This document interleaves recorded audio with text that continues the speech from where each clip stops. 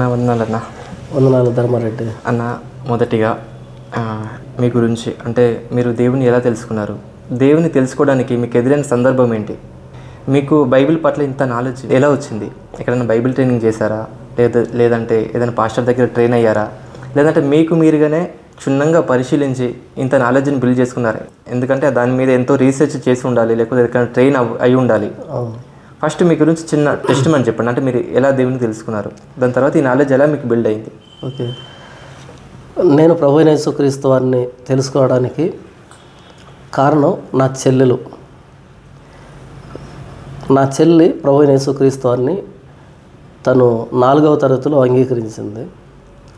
అంటే నాన్న, నేను, చెల్లి ముగ్గురు ఉంటాము ఇంట్లో. అమ్మ లేదు, మాకు ఊహ తెలియకముందే చనిపోయింది. మేము ముగ్గురు ఉన్నప్పుడు ఏమైందంటే, అంటే సరిగ్గా ఇల్లు ఉండేది కాదు, ఇల్లు లేదులే, ఒక గుడిసె. మా ఊరంతట్లో చిట్ట చివరి ఇల్లు. ఎవరో ఖాతరు చేయనటువంటి ఫ్యామిలీ ఏదైనా ఉందంటే అది మాదే. ఎందుకంటే ఫైనాన్షియల్గా దాన్ని వర్ణించలేను నేను, అంత దారిద్ర్యంలో ఉన్నాం మేము. అలాంటప్పుడు మా మేనమామ ఏం చేశాడు అంటే, మగపిల్లడిది ఏముంది ఎలాగైనా బ్రతుకుతాడు, కానీ ఆడపిల్లకి కొంచెం గౌరవం ఉండాలి కదా అనే ఉద్దేశంతో మా చెల్లిని తీసుకుని వెళ్ళి ఒక హాస్టల్లో జాయిన్ చేశాడు. హాస్టల్లో ఎందుకంటే ఆడపిల్ల కాబట్టి కొంచెం గౌరవం ఉండాలి. మా నాన్న పనికి వెళ్తాడు, ఆయన పనికి వెళ్తే కానీ మేము భోజనం చేసే పరిస్థితి లేదు. మా నాన్న ఉదయం పనికి వెళ్ళి సాయంకాలం వచ్చేటప్పటికి మేము ఎక్కడ తిరుగుతుంటామో, ఏం చేస్తుంటామో, పిల్లలతో తిరుగుతుంటామో, ఎక్కడుంటామో తెలియదు, చిన్నపిల్లలం కదా. అందుకని మా చెల్లిని హాస్టల్లో జాయిన్ చేసినప్పుడు ఆ హాస్టల్ వార్డన్కి మా చెల్లి నచ్చి, అంటే తన దీనస్థితి తను చూసి తనను చేరదీసింది. హాస్టల్ వార్డెన్ చేరదీసి తనను ఒకరోజు చర్చికి తీసుకుని వెళ్ళింది. మేము విగ్రహారాధికులు. మణికంఠ స్వామి అంటే ఇంక అర్థం చేసుకోండి. ప్రతి సంవత్సరం మా నాన్న అయ్యప్ప స్వామి మాల వేసేవాడు. అలాంటి విగ్రహారాధన బాగుండేది. అంటే మా నాన్నకి భక్తి కొంచెం ఎక్కువ, విగ్రహారాధన ఎక్కువ, బాగా చదువుకున్నాడు, హైందవ గ్రంథాల పట్ల అవగాహన ఉన్నాడు. అయితే ఎప్పుడైతే హాస్టల్ వార్డెన్ మా చెల్లిని తీసుకుని వెళ్ళి చర్చిలో మొట్టమొదట కూర్చోబెట్టిందో, ఆ రోజు ఆ చర్చిలో వినబడుతున్నటువంటి లేఖన భాగం ఏంటంటే, మరి తనకు ఆ వయసులో తనకు అర్థమైన అనుభవం చొప్పున తనకు అర్థమైనటువంటి దాని ప్రకారం ఏం అర్థం చేసుకుందంటే, ముందు ఆ లేఖన భాగాన్ని చదివినిపిస్తాం. తనని ఏ లేఖన భాగం బాగా ప్రభావితం చేసింది? చాలామంది ఏమంటారు అంటే, అదేంటి ఆ చిన్న వయసులోనే తెలిసిందా యేసు ప్రభు దేవుడని, ఇది విగ్రహారాధన అని చాలామంది అనొచ్చుగా. కానీ మనకు ఊహ తెలిసినప్పటి నుంచి కొంచెం అవగాహన ఉంటుంది దేవుడు అనే దాని పట్ల. 115వ కీర్తన 4వ వచనం నుంచి, వారి విగ్రహములు వెండి బంగారువే, అవి మనుషుల చేతి పనులు, వాటికి నోరుండి పలుకు, కన్నులుండి చూడవు, చెవులుండి వినవు, ముక్కులుండి వాసన చూడవు, చేతులుండి ముట్టుకొనవు, పాదములుండి నడువవు, గొంతుకుతో మాట్లాడవు, వాటిని చేయువారును వాటి యందు నమ్మిక ఉంచు వారందరూ వాటి వంటి వారై ఉన్నారు అని ఈ విగ్రహారాధన గురించి. విగ్రహానికి కళ్ళు ఉంటాయి కానీ చూడదు, ముక్కులు ఉంటాయి కానీ వాసన చూడదు, నోరు ఉంటుంది కానీ మాట్లాడదు, తల ఉంటుంది కానీ ఆలోచించదు, అవి వెండివి బంగారువి, మనుషుల చేతి పనులు అనేటువంటి ఈ లేఖన భాగం అక్కడ వివరించబడుతూ ఉంటే, ఆ 4వ తరగతి వయసులో తనకి మేము చేస్తుంది ఇదే కదా. మా ఆ గుడిసెలోనే విగ్రహాలు ఉండేవి, పేర్లు చెప్పను కానీ ఎందుకంటే హైందవ సహోదరులకి వారి మనోభావాలు దెబ్బతింటాయి కాబట్టి విగ్రహాలు ఉండేటివి. మీకు కానీ ప్రేక్షకులు కానీ అర్థం కావడానికి ఒక విషయం చెప్తాను. పాత్రలు ఉంటాయి కదా, చిల్లులు పడినటువంటి పాత్రలు కానీ, నొక్కులు పోయినటువంటి పాత్రలు కానీ ఉంటే వాటిని తీసుకుని వెళ్ళి మా నాన్న అప్పుడు ఊరికి వచ్చేవాళ్ళు అనమాట. అంటే ఆ పాత్రల్ని కరిగిపెట్టి ఒక మౌళ్ళలో పోసినప్పుడు, మూసలో పోసినప్పుడు ఒక దేవత రూపం, దేవుడి రూపం అలా వచ్చేవన్నమాట. అప్పట్లో 100 రూపాయలు ఇచ్చి ఇది ఇచ్చినప్పుడు దాన్ని ఒక ఎక్స్ అనేటువంటి దేవత గాను, వై అనేటువంటి దేవుడు గాను ఇలా చేసి మరలా ఇస్తే దాన్ని తీసుకొచ్చి అక్కడ పెట్టి రోజు పూలమాల వేసి అలా నేను కానీ మా చెల్లి కానీ మా నాన్న కానీ అలా మాకు తెలిసినటువంటి భక్తి చిన్నపిల్లలుగా మేము అలా చేసేవాళ్ళం అనమాట. ఎప్పుడైతే ఈ వాక్యం తనకు వినపడిందో వెంటనే తనకి మనసులోకి వచ్చింది, అవును కదా ఇక్కడ చెప్తుంది నిజమే కదా, మేము ఆరాధిస్తున్నది, దేవుడిని పూజిస్తూ ఉన్నది మనుషులు చేసినటువంటి విగ్రహాలే కదా, బొమ్మలే కదా అనేటట్టుగా తనకు అర్థమై ఆ వేసవి సెలవుల్లో తను ఇంటికి వచ్చింది. అంటే అది మొదటి రోజు తను చేస్తున్నది విగ్రహారాధన అన్నది అర్థమైంది. ఇక క్రమేపీ ఆదివారం వార్డెన్తో పాటు ఆ చర్చికి వెళ్ళేది. తను ఒక తల్లిలాగా చూసుకునేది తనని.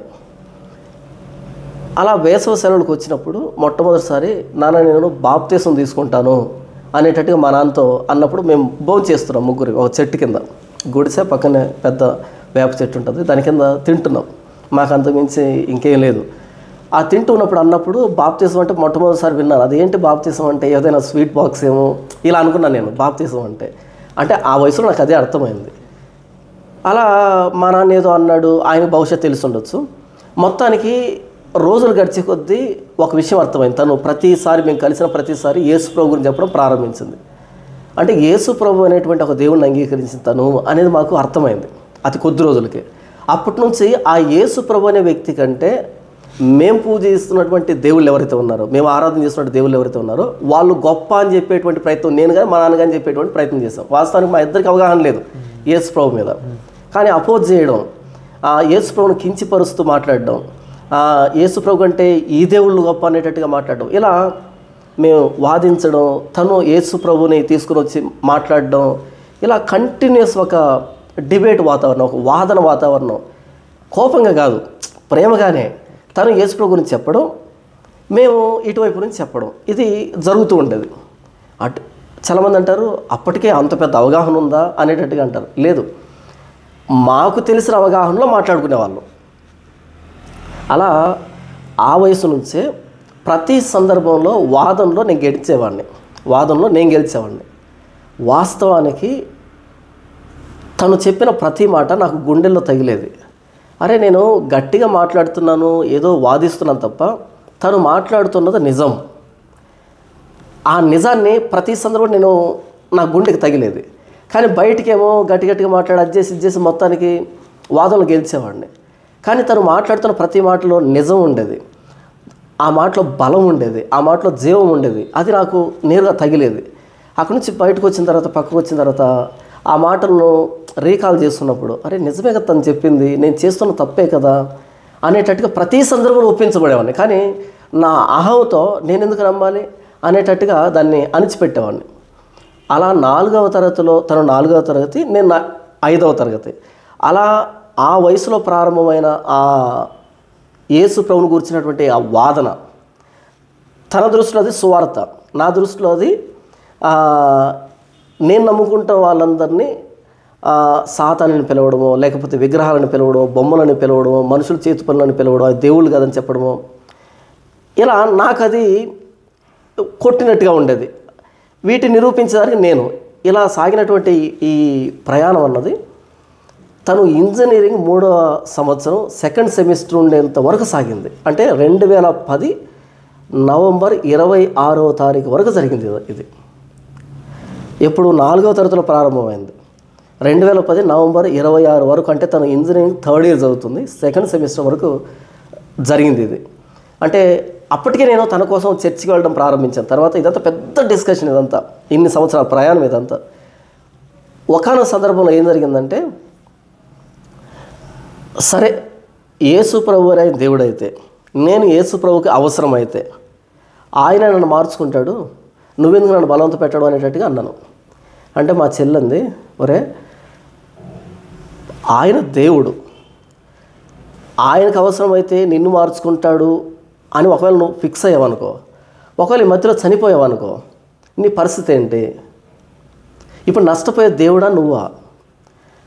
నీకు ఆయన అవసరం కాబట్టి నీవు ఆయన్ను రక్షకుడిగా అంగీకరించాలి, నీ పాపాలు ఒప్పుకోవాలి. ఇలా తను చెప్పిన ప్రతి మాట. ఇంకో ఉదాహరణ చెప్తాను. ఆయన ఇప్పుడు యేసు ప్రభువుని నమ్ముకుంటే ఈ సినిమాలు వద్దని, సీరియల్ వద్దని, ఫ్రెండ్స్తో తిరగొద్దని, ఆ బూతులు మాట్లాడకూడదని, ఈ ఏవైతే పాపాలని పేరు పెడతామో ఇవన్నీ వద్దనుకుంటే, మరి ఇప్పటి నుంచే మనం ఏదో బైరాగుల్లాగా, సన్యాసుల్లాగా జీవితం అంత చప్పగా ఉంటుందా? ఎప్పుడో ముసలోళ్ళు అయిన తర్వాత అప్పుడు కదా దేవుని నమ్ముకోవాలి అనేటట్టుగా ఒక మాట అన్నాను నేను. అప్పుడు తను ప్రసంగిలో ఉన్నటువంటి ఒక మాటను కోట్ చేసి, యవనుడా నీ యవనమందు సంతోషపడు, నీ హృదయం సంతుష్టిగా ఉండనిమ్ము, నీ కోరిక చొప్పున నీ దృష్టి యొక్క ఇష్టం చొప్పున ప్రవర్తించు, అయితే వీటన్నింటిని బట్టి దేవుడు నిన్ను తీర్పులో తెస్తాడని జ్ఞాపకం పెట్టుకో అనే మాట తను చెప్పింది. చెప్పగానే ఆ మాట కొన్ని సంవత్సరాలు పరిపాలించింది నన్ను. సినిమా థియేటర్కి వెళ్ళి కూర్చుంటాను. అప్పుడు నేను హైదరాబాద్లో పనిచేసేవాడిని. ఇక్కడే మియాపూర్ బాచుపల్లి ఉంది కదా, అక్కడ డాక్టర్ రెడ్డిస్లో పనిచేసేవాడిని. ప్రతి శనివారం ఆదివారం మాకు హాఫ్ వస్తే ఈ కూకట్పల్లి ఆ ప్రాంతానికి సినిమా థియేటర్లకు వచ్చేవాళ్ళం. అంటే కొత్త సినిమా రిలీజ్ అయితే రావడం, సినిమా థియేటర్లో కూర్చోవడం. అలా కూర్చున్నప్పుడు ఏంటంటే అందరు కేకలు వేస్తున్నా సరే, అందరు వీలు చేస్తున్నా సరే నాకు అది లోపల ఉండేది. అయితే వీటన్నింటిని బట్టి దేవుడు నిన్ను తీర్పులోకి తెచ్చునని జ్ఞాపకం పెట్టుకో. ఏ పని చేస్తున్నా సరే అది పరిపాలించదు నన్ను. దేవుడు నన్ను తీర్పులో తీసుకొస్తాడు, దేవుడు నన్ను తీర్పులో తీసుకొస్తాడు. ఏం చెప్పాలి దీనికి? బయటికి నేను నమ్మింది లేదు యేసుప్రభుని, కానీ ప్రతి మాట ఇక్కడ తగిలేదు లోపల.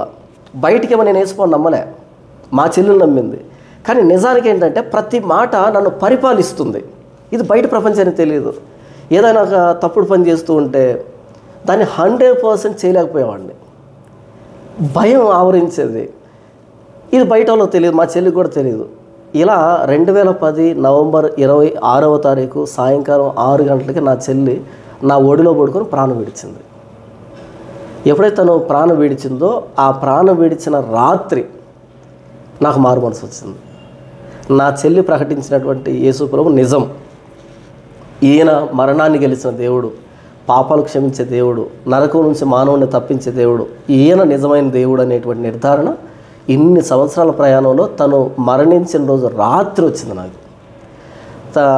సాయంకాలం 6 గంటలకు మరణించింది. మరుసటి రోజు 11 గంటలకు, ఉదయం 11 గంటల ప్రాంతానికి తనని ఖననం చేసాం, అంటే తనని సమాధి కార్యక్రమం చేశాం కదా. ఆ తర్వాత 3 గంటలకి, మధ్యాహ్నం 3 గంటలకు ఫోన్ చేశాం పాస్టర్కి. పాస్టర్ గారు నాకు బాప్తిసం కావాలి అని. ఆయన అనుకున్నాడు పిచ్చేమో పట్టింది మనకంటకి, ఎందుకంటే చెల్లి చనిపోయింది కదా అనేటట్టుగా అనుకున్నాడు ఆయన. కాదు, నిజంగా పని చేసింది ఆ రోజు రాత్రి నా తల. అంతవరకు నేను అనుకున్నటువంటి ఊహలు కానీ, నా ఆలోచనలు కానీ, నా గురి గమ్యం ఇవన్నీ కంప్లీట్గా యూటర్న్ తీసుకున్నాయి ఆ రోజు రాత్రి ఆలోచించి. పక్కనే నా చెల్లి శవాన్ని ఒక మంచం మీద పెట్టి, ఈ మంచం మీద నేను మా నాన్న పడుకుంటే వర్షం పడుతూ ఉంటే, మరుసటి రోజు ఉదయాన్నే మిగతా అందరూ వచ్చారు. అందరూ వచ్చి అలా చూసి వెళ్ళారు సాయంకాలం. మరుసటి రోజు వచ్చి ఈ కార్యక్రమాన్ని చేశారు కదా. ఆ గుడిసెలో 2 మంచాలు, ఒక మంచం మీద నేను మా నాన్న పడుకొని, ఒక మంచం మీద మా చెల్లి శవం. వర్షం పడుతుంది నైట్ అంతా.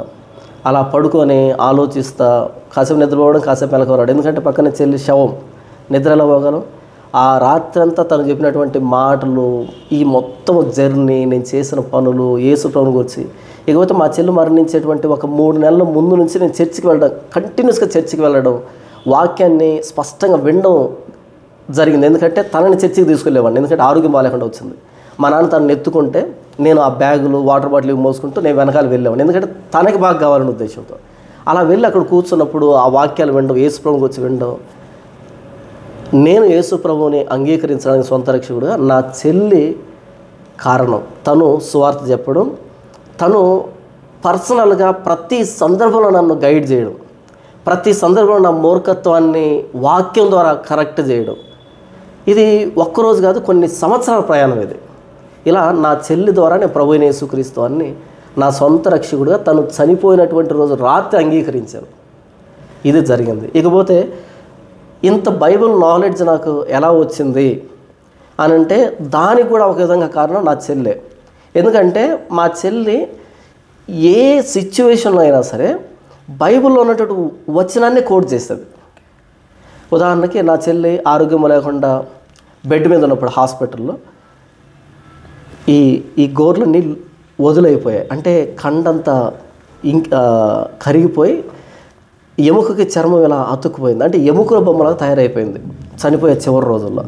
అప్పుడు ఈ గోర్లన్నీ వదులైపోయి ఊడిపోతూ, కొన్ని గోర్లు ఊడిపోతూ, కొన్ని సగం బయటకు వస్తూ, ఇలా కలుపుకోలేని పరిస్థితి, భోజనం కలుపుకోలేని పరిస్థితిలో. అంటే తనకు అలాంటి దారుణమైన కండిషన్లో ఉన్నప్పుడు నేను తినిపించేవాడిని, తన కోసం ప్రేయర్ చేసేవాడిని. భోజనాన్ని ప్రేయర్ చేసి నేను తినిపించాను, ఎందుకంటే అది నా విశ్వాసం, తన విశ్వాసం. తన కోసం పెట్టేవాడిని. ఆ సమయంలో ఏం చేశానంటే, ఒకరోజు సాయంకాలం పూట హాస్పిటల్ నుంచి బయటకు వెళ్ళి కిందికి ఏదో తీసుకొద్దామని అక్కడి నుంచి పైకి వచ్చేటప్పటికి తను ఎక్కడుందంటే, తన బెడ్ మీద నుంచి దిగి 4 బెడ్ల అవతల ఒక ముసలావిడేదో ఆరోగ్యం బాగాలేకుంటే అదే వార్డులో తన దగ్గరికి వెళ్ళాలంటే ఈవిడ కంటే బాగలేనటువంటి ఆవిడ దగ్గరికి వెళ్ళి తనకేం చెప్తుందంటే యేసు ప్రభుని అంగీకరించు, నీ పాపాలు క్షమించబడతాయి, దేవుడు నీకు మరలా నూతన స్థితిని ఇస్తాడు, నీకు ఆరోగ్యం బాగా చేస్తాడు, నీ పాపాలు క్షమించబడతాయి, యేసు ప్రభు నిజమైన దేవుడు అని చెప్తూ ఉంది. నేను వచ్చి చూడగానే నాకు పరమ చిరాకు వచ్చింది. రాగానే అక్కడ వెళ్ళి కోపంగా చూశాను. ఇక్కడ ఎందుకున్నావు అనేటట్టుగా, 1 నిమిషం ఉండరా అనేటట్టుగా తను దీనంగా అడిగితే నువ్వు తొందర రా, పక్కకు రా ఇక్కడికి అనేట్టుగా చూపుతోనే, అంటే వస్తావు లేదా ఈడుస్తాను ఇక్కడి నుంచి ఆ టైప్లో. ఎందుకంటే నీ పరిస్థితి ఇలా ఉంది, నువ్వే బ్రతుకుతావో చనిపోతావో తెలియని పరిస్థితి. ఇలాంటప్పుడు మరలా ఇంకొకరి దగ్గరికి వెళ్ళి యేసు ప్రభువు నిన్ను కాపాడుతాడని, నీ పాపాలు క్షమిస్తాడని, ఆయన దేవుడని అక్కడ ప్రకటించడం ఏంటి? ముందు నీకు బాగైతే అటు తర్వాత చెప్తే నేను వింటాను.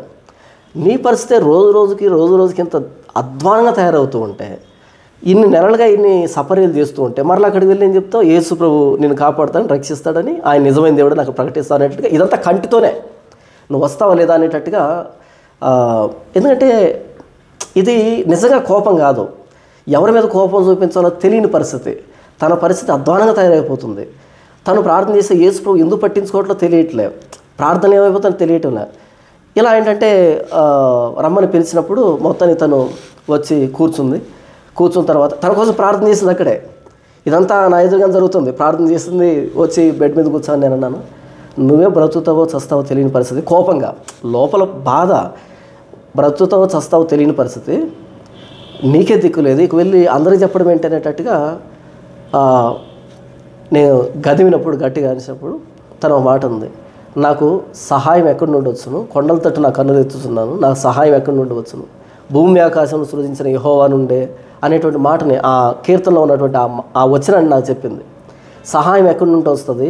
భూమి ఆకాశం కొండల తట్టు నా కన్నులు ఎత్తుతున్నాను, భూమి ఆకాశాలు సృజించిన యెహోవా నుండే కదా అనేటట్టుగా తన ఆ మాట కోట్ చేసినప్పుడు అది ఏంటన్నది నాకు అర్థం కాలేదు. కానీ తనలో ఉన్నటువంటి ఆ నిశ్చయత, ఆ విశ్వాసం, ఆ నిబ్బరం, ఆ ధైర్యం, అంటే కొండల తట్టు కన్నులు ఎత్తినప్పుడు కొండల మీద ఏముంటుంది, అక్కడి నుంచి సహాయం ఎలా వస్తుంది? భూమి ఆకాశాలు సృజించిన యెహోవా నుండే నాకు సహాయం వస్తుంది అని దావీదు రాసినటువంటి, కీర్తనకారుడు రాసినటువంటి ఆ మాటను కోట్ చేసినప్పుడు తనలో ఉన్నటువంటి విశ్వాసం ఏంటి అన్నది అర్థమైంది. ఇలా ప్రతి సందర్భంలో, ఇదొక ఉదాహరణ మాత్రమే, ఏ సందర్భాన్ని తీసుకో, దేన్నైనా తీసుకో, ప్రతి సందర్భంలో బైబిల్లో వచ్చిన కోట్ చేయడం, బైబిల్ని అంతగా జీర్ణం చేసుకుంది తన జీవితంలో. తనకు ఇక మా మేనమామ ఉన్నాడు, ఆయన ఎప్పటి నుంచో యేసుప్రభువుని నమ్ముకున్నాడు. ఆయన కూడా కారణం మా చెల్లి యేసుప్రభువుని నమ్ముకోవడానికి, యేసుప్రభువుని అంగీకరించడానికి. మా మామ తను కలిసినప్పుడు మా మామని నేను ఏమైనా అడగాలంటే, మామ నాకు షర్ట్ కావాలి, నా ప్యాంట్ కావాలి, నాకు డబ్బు కావాలి, నాకు అది కావాలి, ఇది కావాలి, ఈ టైప్ అడిగేవాడు. ఎందుకంటే మా మేనమామ ఆయన చిన్నప్పటి నుంచి నన్ను కానీ మా చెల్లి కానీ పెంచి పెద్ద చేసింది ఆయనే, విద్యాబుద్ధులను నేర్పించింది ఆయనే. ఇలా అడిగేవాడిని, ఏది మెటీరియలిస్టిక్గా అడిగేవాడిని. కానీ మా చెల్లి ఏంటంటే మా మామని కలిసిన ప్రతిసారి, మామ బైబిల్లో పలానా వచనానికి అర్థం ఏంటి, బైబిల్ ఎందుకు దానికి ఎడ్జ్ ఎరుపు రంగులో ఉంటుంది అంటే, అది ఎటు తిరిగినా సరే మొత్తానికి బైబిల్ మీదనే ప్రశ్నలు అడగడం, ఆయన సమాధానం చెప్పినప్పుడు సంతోషపడిపోవడం, నా సమాధానం దొరికింది అని. అలా బైబిల్ అంతగా రెస్పెక్ట్ ఇవ్వడం, బైబిల్ వచనాన్ని ప్రతి సందర్భంలో కోట్ చేయడం.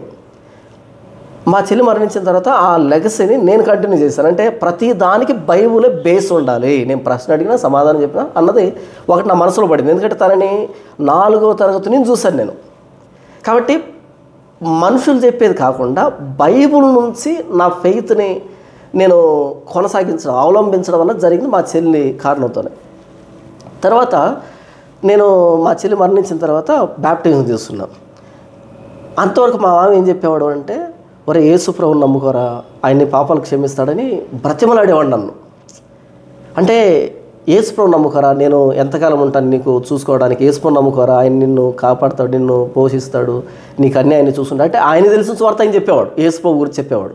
కానీ నేను నవ్వి ఊరుకుండేవాడిని, నా దూరం వెళ్ళిపోయేవాడిని.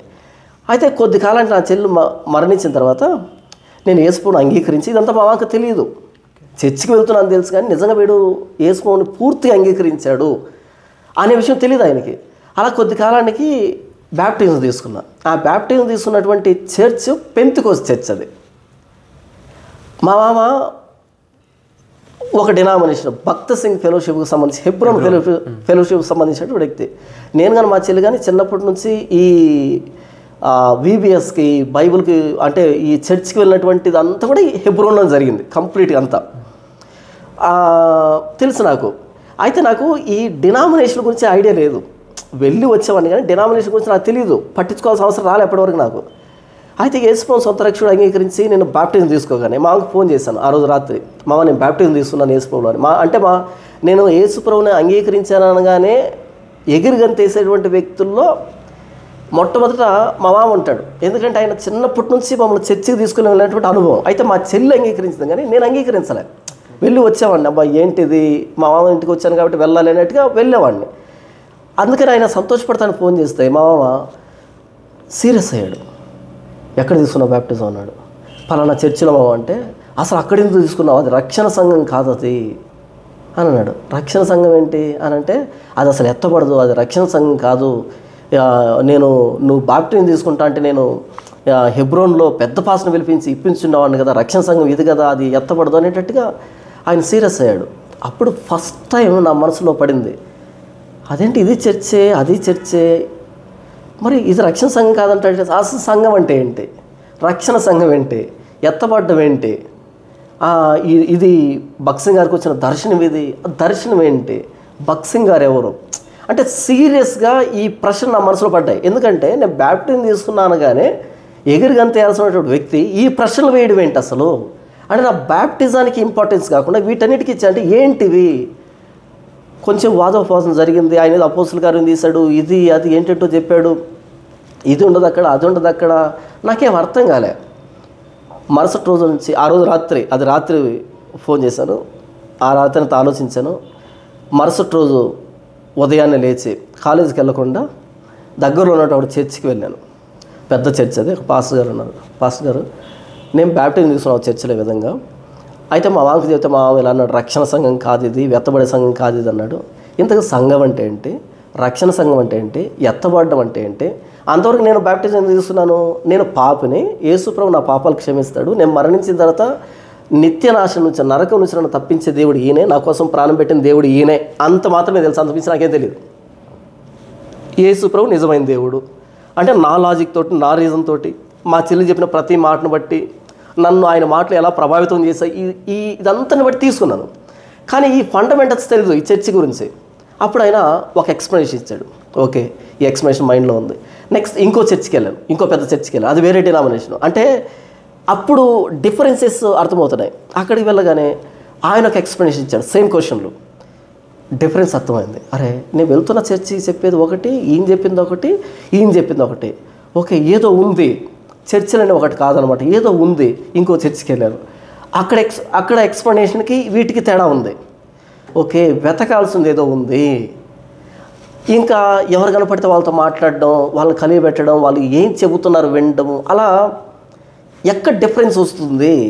అప్పుడు చర్చిని కేటగరైజ్ చేసుకోవడం, ఎవరు ఏ పాయింట్ ఒకే వచనాన్ని తీస్తున్నారు, దాని నుంచి ఒక ఎక్స్ప్లెనేషన్ ఈయన ఒకలాగిస్తే ఈయన ఒకలాగిస్తున్నాడు.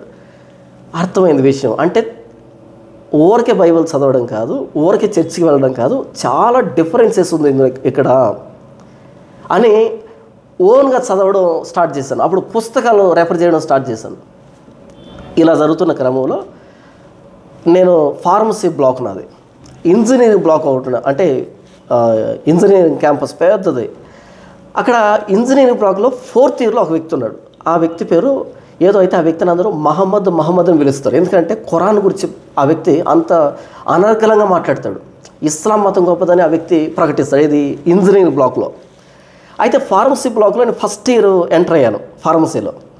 ఇక్కడ నన్ను జీసస్ అనే పేరుతో పిలవడం స్టార్ట్ చేశారు. నా పేరు మణికంఠ. కానీ యేసుప్రభు నేను అంతగా ప్రకటించాను, బైబిల్ అంతగా ప్రకటించేవాడిని, అంతగా డిబేట్ చేసేవాడిని. నన్ను చూడగానే జీసస్ అని పిలిచేవాళ్ళు, బైబిల్ కన్నా క్రిస్టియానిటీ అన్నా నేను గుర్తొచ్చేవాడిని. అలా ఇక్కడ నేను ఇంప్రెషన్ క్రియేట్ చేశాను. ఏది 1-2 నెలల్లోకే. ఇక్కడ ఏమైందంటే, అంటే ముగిస్తాను కొంచెం. ఇక్కడ ఏమైందంటే, ఆ మహమ్మద్ అనే వ్యక్తి, నా ఫ్రెండ్స్ ఉంటారు కదా ఫార్మసీ ఫ్రెండ్స్, వాళ్ళ రూమ్లో ఆ వ్యక్తికి సంబంధించిన ఫ్రెండ్ ఒకడు ఉండేవాడు. ఆ అబ్బాయి వచ్చి ప్రతిరోజు సాయంకాలం వచ్చి ఇక్కడ 4 క్రిస్టియన్స్ ఫ్రెండ్స్ ఉంటే వీళ్ళతో డిబేట్ చేసేవాడు. మీ బైబిల్ తప్పు, అది తప్పు, ఇది తప్పు అని మాట్లాడాడు. నేనేంటి కాలేజీలో యేసుప్రభు గురించి ప్రకటిస్తాను కదా.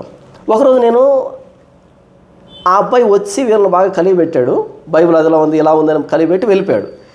సరిగ్గా ఆ నెక్స్ట్ మినిట్ నేను అక్కడికి వెళ్ళాను. వెళ్ళగానే వీళ్ళు బాగా ఫ్రస్ట్రేషన్ కోపంలో ఉన్నారు. ఎందుకంటే వీళ్ళు నామినల్ క్రిస్టియన్స్, అంటే పెద్ద సీరియస్గా తీసుకోరు బైబిల్. కానీ తీసుకోకపోయినా ఒక ఫీలింగ్ ఒకటి ఉంటుంది కదా, మా బైబిల్ అన్నాడు, మా యేసుప్రభు అన్నాడు, ఒక ఫీలింగ్ ఉంటుంది కదా, దాంతో వీళ్ళు కోపంగా ఉన్నారు. అప్పుడు నేను వెళ్ళగానే యేసుప్రభు గురించి ఏదో మాట్లాడుతూ ఉంటే వాళ్ళు అన్నారు, అందులో ఒక అబ్బాయి అన్నాడు, మాకు చెప్పడం కదా యేసుప్రభు గొప్పతనం గురించి, మహమ్మద్ అని ఒక అబ్బాయి వచ్చాడు, ఆ అబ్బాయితో మాట్లాడు నువ్వు అన్నాను. అంటే ఆ ఫ్రస్ట్రేషన్లో నేనేమన్నానంటే ఎవరు అబ్బాయి పిలిపించి మాట్లాడతా అన్నట్టుగా అన్నాను. నెక్స్ట్ డే పిలిపించారు. నెక్స్ట్ డే నేను వెళ్ళాను, ఇద్దరం మీట్ అయ్యాం. వాళ్ళిద్దరు మమ్మల్ని ఇద్దరు తగిలించి వాళ్ళు క్రికెట్ ఆడుకోవడానికి వెళ్ళిపోయారు. అంటే అర్థం ఏంటంటే ఇద్దరికి తగిలించేసాం, ఇక మాకు అయిపోయింది, వాడు గెలిచినా వీడి గెలిచినా మాకు సంబంధం లేదు, వీళ్ళిద్దరితో ఉంటుంది అన్నట్టుగా వాళ్ళు క్రికెట్ ఆడుకున్నారు. కింద డిఫెండ్ ఆడుతాం, పైన ఇద్దరు నిలబడ్డాం.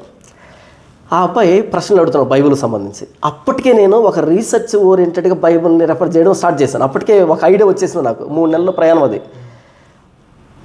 అంతకంటే ముందు నేను వచ్చింది ఎక్స్పీరియన్స్ ద్వారా వచ్చాను కాబట్టి యేసుప్రభులోకి, ఏదో ఎవరో చెప్తే వచ్చానన్నట్టు కాకుండా ప్రతి 4వ తరగతి నుంచి ఈ డిబేట్ వాతావరణం అనేది నాకు అలవాటైంది. మా చెల్లితోటి తను ఒకటి మాట్లాడితే నేను ఒకటి మాట్లాడటం, ఈ డిబేట్ ఈ ఎన్వైర్న్మెంట్ క్రియేట్ అయిందే తనతోటి.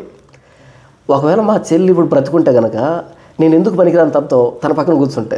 తను చనిపోయింది కాబట్టి నేను ఒకరిని వెలుగులోకి వచ్చాను, కానీ నిజంగా తను బ్రతికుంటే నేను పనికిరాను తన పక్కన. అంటే నాకంటే తెలివైంది, చాలా తెలివైంది. ఒక విషయాన్ని ఎంత లాజిక్గా థింక్ చేస్తుందంటే, అంటే ఎంత తెలివైందంటే, తను వెళ్ళిపోయింది కాబట్టి సీన్లో నుంచి నేను ఒకరిని వచ్చాను, కానీ సీన్లోకి తను ఉంటే కనుక నేను ఇంత వచ్చినాను కదా. తనతో డిబేట్ చేసి అది అబ్బింది నాకు ఎందుకో. అంటే ఇది కూడా తనదే, తన లెగసీనే. అలా నాకు 4వ తరగతి నుంచి, తన 4వ తరగతి నుంచి నేను నా 5వ తరగతి నుంచి ఈ వాతావరణం ఉంది కాబట్టి, ఒక ప్రశ్న వేసినప్పుడు దాన్ని ఆలోచించడం, తిరిగి ఇంకో ప్రశ్న సంధించడం, మరలా ఈ వాతావరణం ఉంది కాబట్టి ఈ అబ్బాయి వచ్చి మాట్లాడుతూ ఉంటే ఆ అబ్బాయి అడిగిన ప్రశ్నకి టపీ సమాధానం చెప్తుంటే దిక్కు తెలియని అబ్బాయి ఫైనల్ ఇయర్ ఇంజనీరింగ్ బ్లాక్లో, నేను ఫస్ట్ ఇయర్ 3rd మంత్ ఉన్నాను. దిక్కు తెలియలే. అంటే ఫస్ట్ టైం అబ్బాయి చెతికిల పడ్డాడు. ఏం చేయాలి అర్థం కావట్లేదు అబ్బాయికి. 2 రోజులు ఏకదాటిగా డిబేట్ నడిచింది. అంటే సాయంకాలం జరిగింది. 3వ రోజు అబ్బాయి అన్నాడంటే, నీవు అడిగే ప్రశ్నలకి నా దగ్గర సమాధానం లేదు, నేను అడిగే ప్రధాని నేను సమాధానం చెప్తున్నాను కదా, మా గురువు గారు ఉన్నారు, ఆ గురువు గారిని నేను తీసుకొని వస్తా, ఆయన వచ్చినప్పుడు నువ్వు వస్తావా, ఆయనతో మాట్లాడతావా అని అన్నాడు. వీడే ఎలా ఉన్నాడు, ఇలా గురువు అంటే ఉంటుంది అంటే డోంట్ కేర్ అనమాట, ఎవడొస్తే ఏంటి అనేటువంటి ఆ ధైర్యం. సరే అన్నాను. ఒక ఆదివారం రికార్డ్ రాసుకుంటున్నా, అంటే సబ్మిట్ చేయాలి, ఎగ్జామ్స్ దగ్గర పడ్డాయి, రికార్డ్ రాస్తూ ఉన్నా. ఫోన్ చేశాడు, ఈ విధంగా మా గురువు గారు వచ్చారని. సరే నేను నాతో పాటు ఒక 3 క్రిస్టియన్స్, అంటే వాళ్ళు మా వాడు ఎరగదీస్తాడని బిల్డప్ వీళ్ళది మొత్తానికి. అంటే అది కూడా ఒక విధంగా వాస్తవమే, అంటే నా సైకిల్లో ఎవరు లేరు. ఇక అలా వెళ్ళాను. పెద్ద ఆయనకి 65 సంవత్సరాలు ఉంటాయి, చాలా పెద్ద ఆయన వచ్చి కూర్చో అన్నాడు.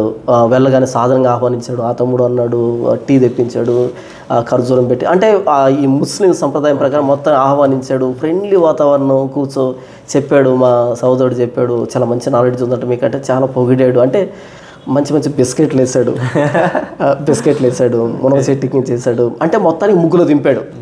అంటే ఏం పర్లేదు, మనం భయం బాగొట్టేసి కూర్చోబెట్టాడు. ఓకే తిన్నావు తాగామంత అయిపోయింది, కూర్చున్నావు. సరే కానీ నేను కొన్ని ప్రశ్నలు అడుగుతాను మీ క్రైస్తవం గురించి, అయితే మనం సత్యాన్ని అంగీకరించాలి అన్నట్టుగా. ఓ ఎస్ దాన్ని ఉంది అన్నట్టుగా నేను ఇంకేముంది మనకి అనేటట్టుగా స్టార్ట్ చేశాను. స్టార్ట్ చేయగానే ఆ వ్యక్తి ప్రశ్నలు అడగడం స్టార్ట్ చేశాడు. ఏదో ప్రశ్న అడిగాడు, దానికి వెంటనే పలానా సువార్తలో పలానా అధ్యాయంలో ఇలా ఉంది కదా అన్న. ఏంటి అన్నాడు. పలానా వచ్చిన అన్న. ఒక్క నిమిషం ఆ వచ్చిన రెఫర్ చేస్తాను అన్నాడు. ఓకే అన్న. అలా బ్యాగ్ ఓపెన్ చేసి బ్యాగ్లోంచి ఇలా బైబిల్ తీస్తూ, ఇంతకీ ఏ బైబిల్లో ఉంది అది అన్నాడు. ఏ బైబిల్ ఏంటి అన్నా. అంతకుముందు నేనంటే డినామినేషన్ల మీద ఫోకస్ చేస్తున్నాం. ఈయనేమన్నాడు, ఇంతకీ ఏ బైబిల్లో ఉంది అది అన్నాడు. అనగానే ఏ బైబిల్ ఏంటి అన్న. అంతకుముందు నాకు తెలిసింది ఇదే, ఇంకేం తెలీదు. ఏ బైబిల్ అన్నా. ఈ బైబిలే కదా అన్న. అలా కాదు, ఏ బైబిల్ అన్నాడు. ఏ బైబిల్ ఏంటి అన్న. అంటే ఆ అబ్బాయి వైపు చూసి నవ్వి, అంటే వెటకారంగా నవ్వి, అంటే సహోదరుడికి బైబిల్ రకాల గురించి తెలిసినట్లేదు, పర్లేదు నేనే చెప్తా తమ్ముడు, ఇదిగో ఇది ఆర్సిఎం బైబిల్ అంటారు దీన్ని అని పక్కన పెట్టి, ఇంకో దాన్ని తీసి ఇది చరిస్మాటిక్ బైబిల్ అంటారు, ఇది పలానా బైబిల్ అంటారు, ఒక 4-5 బైబిల్ పక్కన పెట్టాడు. పెట్టి ఇప్పుడు చెప్పు దీంట్లో ఏ బైబిల్ ఓపెన్ చేయాలి నేను ఆ రెఫరెన్స్ అన్నాడు. ఫస్ట్ టైం అంటే పడింది నాకు దెబ్బ. అంటే బైబిల్ రకాలు కూడా తెలియదా నాకు అనేటువంటి ఒక పడింది లోపల. ఏం చేయాలో అర్థం కావట్లే అని ఈ బైబిలా అన్నట్టుగా ఆ బైబిల్ దీన్ని ప్రొటెస్టెంట్ బైబిల్ అంటారు, సరే దాంట్లో చదువుతలే అని అంటే ఏదో జాలిపడినట్టుగా దాన్ని తీసి ఓపెన్ చేశాడు. దీన్ని చదివాడు. చదివి పక్కన పెట్టి ఉంది ఇలాగే, అయితే వీటిలో కూడా ఏముందో ఒకసారి చూద్దామా అన్నాడు. చూద్దామన్న. అప్పటికే డౌన్ అయిపోతున్నాను నేను. అంటే ఆయన ఏమంటారు సైకలాజికల్గా పడింది. నీకు బైబిల్ రకాలు కూడా తెలియదు అనేటట్టుగా, నీకు తెలిసిన ఒకే బైబిల్ అనేటట్టుగా సైకలాజికల్గా కొట్టాడు. అది నాకు అర్థమైపోయింది. అంటే ఈయన ఇంకో రూట్లో వస్తున్నాడు అని అర్థమైంది. దాన్నే ఇంకో బైబిల్ ఓపెన్ చేసి చదివాడు. కొంచెం వేరియేషన్ వచ్చింది. ఇక్కడ కొంచెం తేడా ఉన్నట్టుంది కదా అన్నాడు. అయితే ఏంటి మీనింగ్ అదే కదా అన్నట్టుగా కవరింగ్ ఇచ్చాను. నెక్స్ట్ ఇంకో దాన్ని చూద్దామని ఇంకో దాన్ని ఓపెన్ చేశాడు. డిఫరెన్స్ వచ్చింది. ఇంకో దాన్ని ఓపెన్ చేశాడు. ఈ రెఫరెన్స్ అక్కడ లేదు, అది ఇంకెక్కడో ఉంది.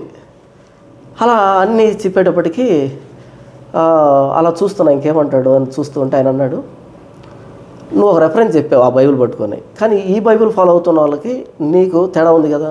ఉంది. ఇప్పుడు చెప్పు ఏది సత్యవాక్యం వీటిల్లో, ఏది నిజమైన బైబిల్ వీటిల్లో అన్నాడు. ఏం చెప్పాలి? అప్పుడు ఫస్ట్ టైం అరే ఇంకా తెలుసుకోవాల్సింది, ఇంకా రీసెర్చ్ చేయాల్సింది చాలా ఉంది అని అర్థమైంది.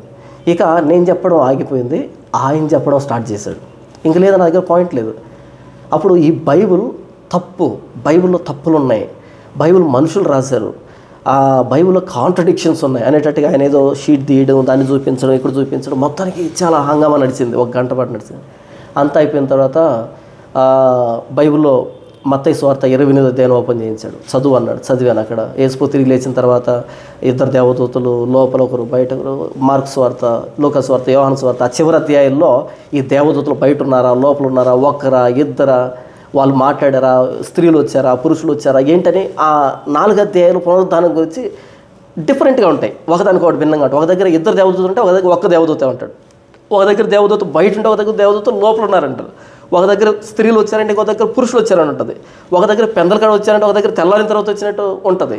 ఇలా ఈ 4 చూపించి ఇప్పుడు చెప్పు ఒక్క దేవదూత 2 దేవదూతల, లేకపోతే పురుషులు వచ్చారా ముందు స్త్రీలు వచ్చారా, లేకపోతే పెందలకాడ వచ్చారా తెల్లవారిన తర్వాత వచ్చారా, ఇలా అడిగేటప్పటికి నాకేం అర్థం కాలే. అప్పుడు బైబిల్ మనుషులు రాశారు, ఇందులో తప్పులు ఉన్నాయి, కాంట్రడిక్షన్స్ ఉన్నాయి.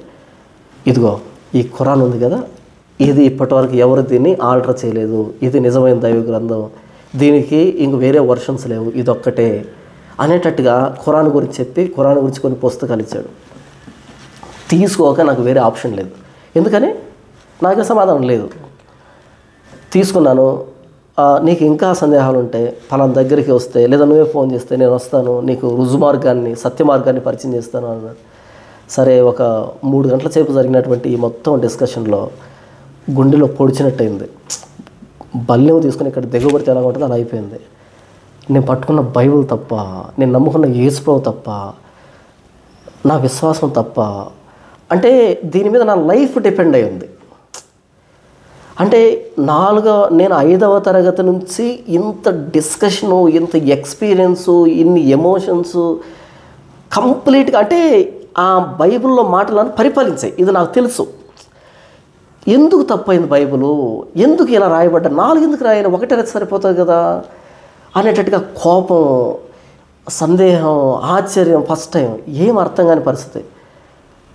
అలా బైబిల్ పట్టుకున్నాను. నేను వస్తూ ఉంటే నాతో పాటు వెనకాల వీళ్ళు వస్తున్నారు.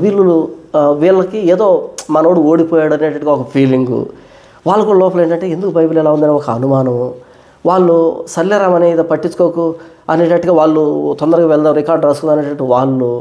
అంతే, బైబిల్ తీసుకొచ్చి రూమ్లో పక్కన పెట్టేశాను. చర్చికి మానేశాను, బైబిల్ చదవడం మానేశాను, ప్రేయర్ మానేశాను. ఒక్కటే ప్రశ్న, ఎందుకు బైబిల్ ఇలా రాయబడింది? ఇంత డిఫరెన్స్ ఉంటే ఎందుకని పాస్టర్లు దీన్ని టచ్ చేయట్లేదు? ఎందుకని ఎవరు వీటి గురించి మాట్లాడటం లేదు? ఆదివారం చర్చికి వెళ్ళినప్పుడు ఏదో ప్రసంగం చేస్తున్నారు, కానీ నిజంగా బైబిల్ ఎలా చదవాలి, బైబిల్ ఏంటి అని ఎందుకు దీన్ని ఒక టీచింగ్ లాగా చేయట్లేదు? ఇది ఈయనకే కనిపించిందా, నాకే ఇది చూపించబడిందా, లేకపోతే మిగతా వాళ్ళకి తెలియట్లేదా, పాస్టర్లకు తెలియట్లేదని మరలా స్టార్ట్ చేశాను. ఎక్కడికి? మరలా సెయింట్ చర్చ్. ఆ చర్చ్ దగ్గరికి వెళ్ళాను. ఆయన ఎక్కడికో బయటకు వెళ్తున్నాడు బండి తీసి. అక్కడికి వెళ్ళగానే ఏం తమ్ముడు ఇలా వచ్చామంటే, అన్న ఒక చిన్న ప్రశ్న ఉంది. ఏంటి ఆ ప్రశ్న అంటే, అన్న ఈ విధంగా బైబిల్లో 4 సువార్తలు 4 రకాలు ఉన్నాయి కదంటే నవ్వి, అవన్నీ మనం పట్టించుకోవద్దు తమ్ముడు, అంటే నీకు ఆ వయసు కాదు, అంతా పట్టించుకోవద్దు, అంతా నువ్వు ప్రేయర్ చేసుకో, నీ పని నువ్వు చేసుకో, దాంతో నీకెందుకు అన్నట్టుగా లైట్గా తీసుకొని కూరలో కరివేపాకుని తీసేటట్టు తీసేసి, కానీ నేను దాంతో యుద్ధం చేస్తున్నా ఆ ప్రశ్నతోటి.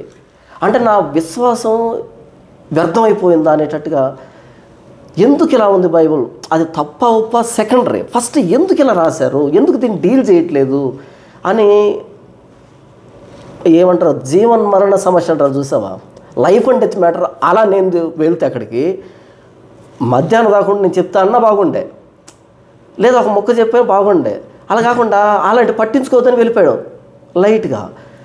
సెకండ్ చర్చ్ వెళ్ళాను, ఆయన కూడా ఆయన వీటితో నీకేం పని అనేటట్టుగా లైట్గా స్పందించారు, మళ్ళీ లైట్గా స్పందించారు. ఇంత పెద్ద సమస్యతో నేను వస్తే లైట్గా ఎందుకు స్పందించారు? కోపం వచ్చింది, పాస్ మీద కోపం వచ్చింది, చర్చ్ మీద కోపం వచ్చింది, బైబిల్ మీద కోపం వచ్చింది. ఎందుకు ఇలా రాయబడింది, ఒక్క రాస్తే సరిపోతుంది కదా, ఈరోజు ఈ వ్యక్తి దగ్గర నేను మాట్లాడడానికి ఎందుకు ఇలా అని కొన్ని నెలల పాటు అదే ప్రశ్నతోటి ఆ నెలల ప్రయాణంలో ఒకసారి ఇంటికి వెళ్ళాను, రూమ్లోంచి ఇంటికి వెళ్ళాను, మా నాన్న దగ్గరికి వెళ్ళాను. మా నాన్న చూసి, మరి ఏంట్రా ఇలా అయిపోయావు, ఆరోగ్యం బాగాలేదా ఏంటి అని అడిగాడు. అంటే తగ్గిపోయాను, కళ్ళు లోపలికి వెళ్ళిపోయాయి, ఎముకలు బయటపడ్డాయి. ఇంకా అర్థం చేసుకో ఎంత సీరియస్గా నేను థింక్ చేస్తున్నా దాని గురించి, అంత సీరియస్గా థింక్ చేస్తున్నా. టిఫిన్ మర్చిపోయాను, భోజనం మర్చిపోయాను, తింటున్నానే తెలియట్లేదు, చర్చిని చూస్తే బాధపడాలో తెలియట్లేదు, కోప్పడాలో తెలియట్లేదు, ప్రేయర్ చేసుకోవాలనిపిస్తుంది, ఎందుకు చేయాలి ప్రేయర్ అనిపిస్తుంది, బైబిల్ చదవాలనిపిస్తుంది, ఎందుకు చదవాలి బైబిల్ అనిపిస్తుంది. అంతకుముందు బైబిల్లో చాట్లు వేసి తగిలించాను గోడ మీద, అంటే వంశావళులు కానీ రకరకాల ప్రదేశాలు కానీ చాట్లు వేసి ఇలా పెట్టుకునే, నా రూమ్లోకి ఎంటర్ కాగానే వీడికి బైబిల్ అంటే ఎంత పిచ్చి అనేటట్టు ఒక వాతావరణం ఉండదు. కానీ వాటి దగ్గర చూస్తే కోపం వస్తుంది, ఎవరు సమాధానం చెప్తారో తెలియదు. అలా మనిషిని శుష్కించిపోయాను, సన్నగా అయిపోయాను. ఆ క్రమంలో అప్పుడు 10 రూపాయలకి అర్ధగంట ఇంటర్నెట్ ఇచ్చేవాళ్ళు, నెట్ కేఫ్లో ఉండేవి. అంతకుముందు వేసుకోవడం నమ్ముకోకముందు ఇంటర్నెట్ కేఫ్కి వెళ్ళేవాడిని, ఎందుకంటే సినిమాలు చూడడానికి, బూత్ బొమ్మలు చూడడానికి, లేకపోతే గేమ్స్ ఆడడానికి అలా వెళ్ళేవాడిని. ఫస్ట్ టైం ఆ ఇంటర్నెట్ కేఫ్కి వెళ్ళి 20 రూపాయలు ఏమో ఇచ్చి 1 గంట తీసుకుని కూర్చొని బైబిల్ సంబంధించి నాకు వచ్చిన ఇంగ్లీష్లో మొత్తానికి ఏదో టైప్ చేశాను, ఏదో వచ్చింది, ఏదో నొక్కాను, ఇంకొక ఏదో ఓపెన్ అయింది, ఏదో మొత్తానికి వెళ్ళిపోతున్నాను. అలా వెళ్ళిపోతూ ఉంటే ఒకనొక దగ్గర పాపప్ అయింది, ఒక పీడిఎఫ్ ఫామ్ ఓపెన్ అయింది. అంటే అప్పుడు నాకున్నటువంటి ప్రశ్నతోటి నేను టైప్ చేస్తుంటే ఏదో వస్తుంది, మొత్తం చదువుతూ ఉన్నా. అప్పుడు వచ్చిందనమాట, బైబిల్లో తప్పులు ఉన్నాయని చాలామంది అంటారు, కానీ ఇది అయిపోయినాక బైబిల్లో తప్పులు ఉన్నాయని చాలామంది అంటారు, కానీ బైబిల్లో ఒక్క తప్పు కూడా లేదు. బైబిల్లో తప్పులు ఉన్నాయని చెప్పేదానికి చాలామంది చాలా ప్రయత్నాలు చేస్తారు. అందులో ఒక ఉదాహరణ మీకు చూపెడతాను. అని ఈ 4 సువార్తలు ఎందుకు డిఫరెంట్గా ఉన్నాయని అడుగుతారు అని రాశాడు అక్కడ. ఇదే కదా నేను వెతుకుతున్నది కొన్ని నెలలుగా. అక్కడి నుంచి చదవడం ప్రారంభించాం. మత్తయి సువార్తలో యాజ్ ఇట్ ఈజ్, ఈయన అడిగిన ప్రశ్న యాజ్ ఇట్ ఈజ్ ఉంది. లూకా, మార్కు, లూకా, యోహాను 4 సువార్తలు డిఫరెన్సెస్ ఉన్నాయి.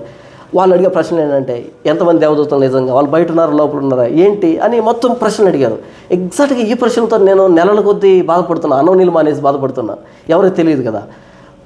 చదువుతూ ఉంటే అంటే ఉత్సాహం తన్నుకొస్తుంది, ఎస్ ఇప్పుడు సమాధానం దొరికింది, నాకు సమాధానం దొరికింది.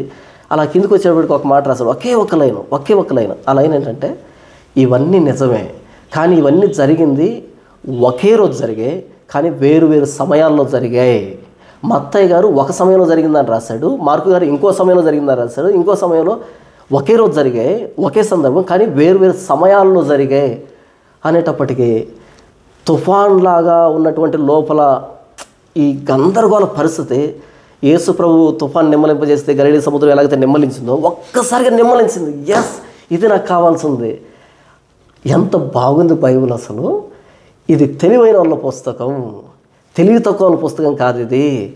ఇప్పుడు రారా అనిపించింది మనసు. అంటే అప్పుడున్నటువంటి మా వాతావరణానికి ఇప్పుడు రారా కొడక చూద్దాం అంటే తట్టుకోలేకపోయాను. అంటే ఎదురుగా స్క్రీన్ మీద అది కనబడుతుంది, నేను కూర్చున్నాను, కూర్చుని ఇలా వెనక్కి తన్నాను, ఇలా లేచాను, పైకి లేచాను. ఇప్పుడు రారా అంటే ఇప్పుడు అంటే ఈ చిన్న లైనే, ఎక్కువ ఎక్స్ప్లెనేషన్ లేదు అక్కడ.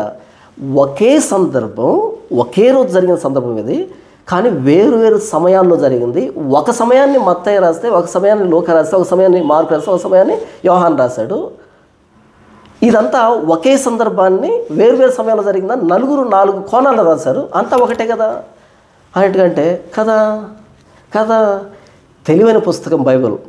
ఎంత సంతోషం అనిపించిందంటే అప్పుడు బైబిల్ చదివే కోణం మారింది. అప్పుడు చెప్పాను కదా, ముందు ఆ అబ్బాయి చెప్పాను కదా, మహమ్మద్ అనే అబ్బాయి. ఆ అబ్బాయి దగ్గరికి వెళ్ళి ఆ అబ్బాయి ఏ పుస్తకంలో నుంచి అయితే ప్రశ్నలు అడిగాడు, ఆ అబ్బాయి దగ్గర ఇంత చిన్న పుస్తకం ఉంది, దాని నుంచి అడిగేవాడు అనమాట. ఆ పుస్తకం ఏంటంటే ఒక క్రైస్తవుడికి ముస్లింకి ఒక డిబేట్ జరుగుతుంది. దాని పేరు డిబేట్. ఆ పుస్తకం పేరు ఇప్పటికి దొరుకుతుంది. క్రైస్తవుడికి ముస్లింకి డిబేట్ జరిగినట్టుగా అందులో క్రైస్తవుడు ఇస్లాం ఇలా వాళ్ళు మాట్లాడుకున్న మాటలే డైలాగ్ రూపంలో ఉంటుంది అనమాట ఆ డిబేట్ మొత్తం. అందులో క్రైస్తవుడిని చిత్తుగా ఓడించినట్టుగా ఇస్లాం వ్యక్తి అలా ఉంటుంది. అది వెళ్ళి ఆ పుస్తకాన్ని అడిగాను. ఎందుకు అడిగాను తెలుసా? ఇప్పుడు చెప్తాను నేను సమాధానం వీటన్నిటికీ. ఎందుకంటే వాళ్ళు తీసుకున్న టెక్స్ట్లోనే దాన్ని అర్థం చేసుకోగలిగితే సమాధానం ఉంటుంది. అందుకు వెళ్ళాను. ఆ తర్వాత నా జర్నీ ఎలా ఉందంటే ఒక ఇస్లాం బుక్ స్టోర్కి వెళ్ళాను. సత్యవేద గ్రంథశాల ఏదో పేరు, అది కడపలో ఉంటుంది. అది అక్కడ వెళ్ళాను. రంజాన్ సీజన్ ఒక్క పొద్దులు ఉంటారు కదా వాళ్ళు. అక్కడ వెళ్తే అందరూ ఎక్కడో చదువుకుంటున్నారు. వెళ్ళాను నేను. అంటే మా నాన్న పనికి వెళ్ళుంటే డబ్బు వచ్చింది కూలి, అంటే వారానికి ఒక 1000 రూపాయలు ఎంతో వచ్చింది. ఎందుకు నేను అడుగుతున్నాను, నాన్న నాకు డబ్బు కావాలంటే 1000 రూపాయలు ఎంతో ఇచ్చాడు. అది తీసుకొని అక్కడి నుంచి బస్సు ఎక్కి కడపకు వచ్చేసాను. అంటే సుమారుగా ఒక 80 కిలోమీటర్ల దూరం వచ్చాను. వచ్చి నేరుగా అది వెతుక్కుంటూ అక్కడికి వెళ్ళి నాకు డిబేట్ అనే పుస్తకం కావాలన్నా అనగానే ఆ వ్యక్తికి నన్ను చూడగానే ఎందుకు అడిగావు పుస్తకాన్ని అన్నాడు. ఎందుకంటే అందులో బైబిల్కి సంబంధించి కొన్ని ప్రశ్నలు ఉంటాయి, నేను దాన్ని చదవాలనుకుంటున్నానంటే ఇస్తా, కానీ నువ్వు వేసుకోవడం ఎందుకు నమ్ముకున్నావు చెప్పు అన్నట్టుగా అన్నాడు. అంటే ఆ వ్యక్తికి ఆ పుస్తకం అడగరెవరు, నేను అడిగారు అంటే బైబిల్ రీసెర్చ్ చేసే వ్యక్తి అడుగుతాడు. ఆ వ్యక్తి ఏదో అడుగుతున్నాడు, నేను చెప్తున్నాను. చెప్పగా ఈలోపు 2 వ్యక్తులు వచ్చారు. వాళ్ళు పిలిచి ఏదో మాట్లాడి ఈ అబ్బాయితో కాసేపు మాట్లాడండి, ఇస్తాను కానీ కాసేపు మాట్లాడి వెళ్తాం అంటే బ్రెయిన్ వాష్ చేయమనేటట్టుగా మొత్తానికి ఏదో పంపించారు. వాళ్ళు ఎదురు కూర్చున్నా నేను కూర్చున్నాను. వాళ్ళు మాట్లాడుతున్నారు. నా చేతితో బైబిల్ ఏం లేదు. అప్పటికే కసి మీద ఉన్నా కదా, అంటే బాగా ఆకలి మీద ఉన్న, కసి మీద ఉన్న, ఎవడు దొరుకుతాడా అనేటట్టుగా ఉన్నా. ఎందుకంటే కొన్ని నెలలు చిత్రవద అనుభవించాను, నా బైబిల్ తప్ప, నా విశ్వాసం తప్ప అనేటట్టు కసి మీద ఉన్నా కదా. వాళ్ళు కూర్చొని మాట్లాడుతున్నారు. నాకు అర్థమైంది ఆ వ్యక్తి వీళ్ళిద్దరికి అప్పగించాడు, నా విశ్వాసాన్ని క్వశ్చన్ చేస్తున్నారు. వాళ్ళకి తెలియదు నేను ఏ కండిషన్లో వచ్చాను ఇక్కడికి తెలియదు వాళ్ళకి. వాళ్ళు ఏదో ప్రశ్న అడిగారు, దానికి ఇది కదా ఆన్సర్ అని చెప్పాను. ఇద్దరు చూస్తున్నారు. ఆయన అడిగాడు, సమాధానం చెప్పాను. ఒక్క నిమిషం బ్రదర్ ఏమనుకోకుండా అని పక్కకి వెళ్ళారు. ఒక పుస్తకం, ఒక నోట్స్ తెచ్చుకున్నారు, రాసుకున్న నోట్స్ తెచ్చారు. నోట్స్ తీసుకొని అడగడం స్టార్ట్ చేశారు. నార్మల్గా మాట్లాడుతాను నేను, వాళ్ళిద్దరు టెన్షన్తో మాట్లాడుతున్నారు. కాసేపటికి ఏమన్నారంటే, నిజం చెప్పు నువ్వు వచ్చింది వాదించడానికి కదా అన్నారు. ఒకసారి మీరు వెనక్కి బొమ్మ వేసుకోండి, నేను మీ దగ్గరికి వచ్చానా లేకపోతే కౌంటర్ దగ్గరికి వెళ్ళానా? కౌంటర్ దగ్గర వెళ్ళి అడిగాను పుస్తకం కోసం, ఆయన మీకు అప్పగించారు. ఇప్పుడు చెప్పండి, వాదనకు వచ్చానా కొనుక్కోవడానికి వచ్చాను? కొనుక్కోవడానికి. అప్పటికే నమాజ్కి టైం అవుతుంది వాళ్ళకి. ఏమనుకోకపోతే ఒక అర్ధగంట ఉంటావా, మళ్ళీ వస్తాను నమాజ్కి వెళ్ళి అంటే, లేదు బ్రదర్ నా టైం అయిపోయిందన్న. కాసేపు బయటికి వెళ్ళారు, ఏదో మాట్లాడుకున్నారు, మరలా వచ్చారు, నమాజ్ పోకుండా వచ్చి కూర్చున్నారు. అంటే వాళ్ళకి అసంతృప్తిగా ఉంది, పై చేయి లేదు, వచ్చి కూర్చున్నారు. మధ్యాహ్నం 3 గంటల దాకా మాట్లాడారు. దిక్కు తెలియట్లా వాళ్ళిద్దరికి. చేతిలో బైబిల్ లేదు నాకు, అంటే రెఫరెన్స్ నోట్తో చెప్పడం, మామూలు మాట్లాడడం. వాళ్ళకి దిక్కు తెలియలే 3 గంటల దాకా మాట్లాడితే. అంటే ఎటు వెళ్ళినా వాళ్ళని బ్లాక్ చేసి పడేస్తున్నా. వాళ్ళు ఏది తీసుకుంటారో దాంట్లోనే వాళ్ళని లాక్ చేసేస్తున్నా. నాకు నవ్వు వస్తుంది. అంటే వాళ్ళు పడే బాధ చూసి నాకు నవ్వు వస్తుంది. నేను కసితో ఉన్నా కదా. ఎందుకు నేను మాట చెప్పాను అంటే, ఒక్క లైన్ మాత్రమే, అది ఒకే రోజు జరిగిన సందర్భం, ఒకే సందర్భం, కానీ నా వేరు సందర్భాలు జరిగిన విషయాలు అవి. ఒక సమయంలో జరిగిందని ఒక ఆథర్ రాశాడు, అలా 4 కోణాలు 4 పరిచయం చేశారనే మాటను బట్టి బైబిల్ని తెలివిగా చదవాలి, రీసెర్చ్ చేస్తూ చదవాలి. ఊరికి పైన చదవడం కాదు. ప్రతి ప్రశ్నకి సమాధానం ఉంటుంది బైబిల్లో. అయితే దాన్ని మనం ఆలోచించాలి. అందుకని వెళ్ళి ప్రశ్నలు వెతుక్కున్నాను, క్వశ్చన్ పేపర్ లాగా వెతుక్కొని దానికి నేనే సమాధానం రాబట్టడం. అక్కడ ప్రశ్న నేనే సమాధానం రాబట్టడం. అలా వాళ్ళు ఇచ్చిన పుస్తకాలను తీసుకున్నా. వాళ్ళు ఫ్రీ ఆఫ్ కాస్ట్ ఇచ్చారు, దాన్ని ఫ్రీ ఆఫ్ కాస్ట్ ఇచ్చి ఎక్స్ట్రా పుస్తకాలు ఇచ్చారు. మరలా ఫోన్ నెంబర్ తీసుకున్నారు, మేము వస్తాం మరలా నీతో మాట్లాడతామన్నారు, వాళ్ళకు సాటిస్ఫై లేదు కదా. అలా ప్రతి ప్రశ్నకి సమాధానం నేనే వెతుక్కున్నాను.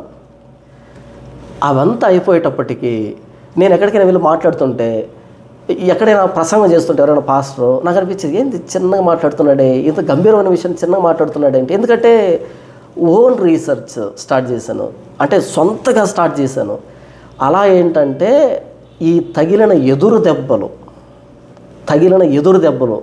3 నెలల నా విశ్వాస యాత్రలోనే తగిలినటువంటి బలమైన దెబ్బలు నా విశ్వాసం మీద, అవి బైబిల్ని మొత్తం చదివేటట్టుగా, సందర్భ సహితంగా చదివేటట్టుగా, దానికి బ్యాక్గ్రౌండ్ ఎంతవరకు ఉందో చదివేటట్టుగా. ఇక పెద్ద పెద్ద స్పీకర్లు, ఇంటర్నేషనల్ స్పీకర్స్ ఉండగా వాళ్ళు మాట్లాడుతూ ఉంటే ఈయన ఎలా మాట్లాడుతున్నాడు ఒక అంశాన్ని, ఈయన ఎలా మాట్లాడుతున్నాడు, ఈయన ఎలా మాట్లాడుతున్నాడు, ఎక్కడికి వెళ్తున్నాడు అంటే వాళ్ళని చదివే వాళ్ళని.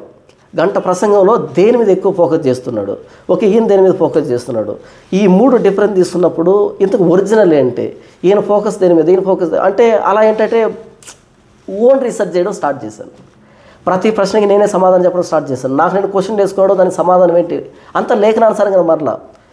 ఇలా ఎదురుపడిన ప్రతి పుస్తకాన్ని చదివాను. ఏ పుస్తకం చదివినా సరే అది నాకు నేర్పించేది. అంటే ఇలా ఉండకూడదు, ఇలా ఉండొచ్చు, ఆ పుస్తకం ఎందుకు తప్పు, ఆ పుస్తకాన్ని ఎందుకు నమ్మకూడదు, లేకపోతే ఈ పుస్తకాన్ని ఎందుకు సీరియస్గా తీసుకోవాలి, ఈ ఆథరు ఏ యాంగిల్లో తీసుకొస్తున్నాడు, ఈ ఆథర్ ఏ యాంగిల్లో తీసుకెళ్తున్నాడు. ఇలా ఇదంతా ఏంటంటే నేను చెప్తూ ఉంటే నేనే రీసెర్చ్ చేసినట్టుగా మీకు అనిపిస్తుంది కదా. లేదు, దేవుడు ఆ యాంగిల్లో నన్ను ఎందుకు మౌల్డ్ చేసుకుంటూ వచ్చాడు. అంటే ఆ పరిస్థితులు తగిలేటట్టుగా, ఆ పరిస్థితులను నిలవబెడుతూ ఆ పుస్తకాలు నాకు తీసుకురావడము, దాన్ని అర్థం చేసుకోవడము.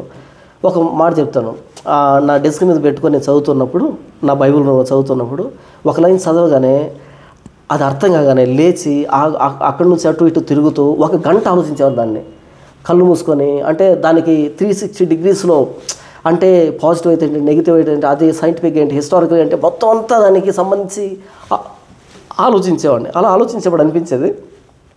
ప్రతి ఆదివారం మన చర్చికి వస్తారు కదా, అందరూ ముసలోళ్ళు చిన్నపిల్లలు వస్తారు, పల్లెటూరు మంది. ఇది వాళ్ళు చెప్తే అర్థం కాదు కాబట్టి వాళ్ళ కోసం ఏంటంటే చిన్న చిన్న ప్యారబుల్స్, ఉపమానాలు చెప్పేవాడిని. కానీ నా రీసెర్చ్ మాత్రం చాలా స్ట్రాంగ్గా ఉండేది. అంటే దేవుడు అలాంటివి బయలుపరిచేవాడు.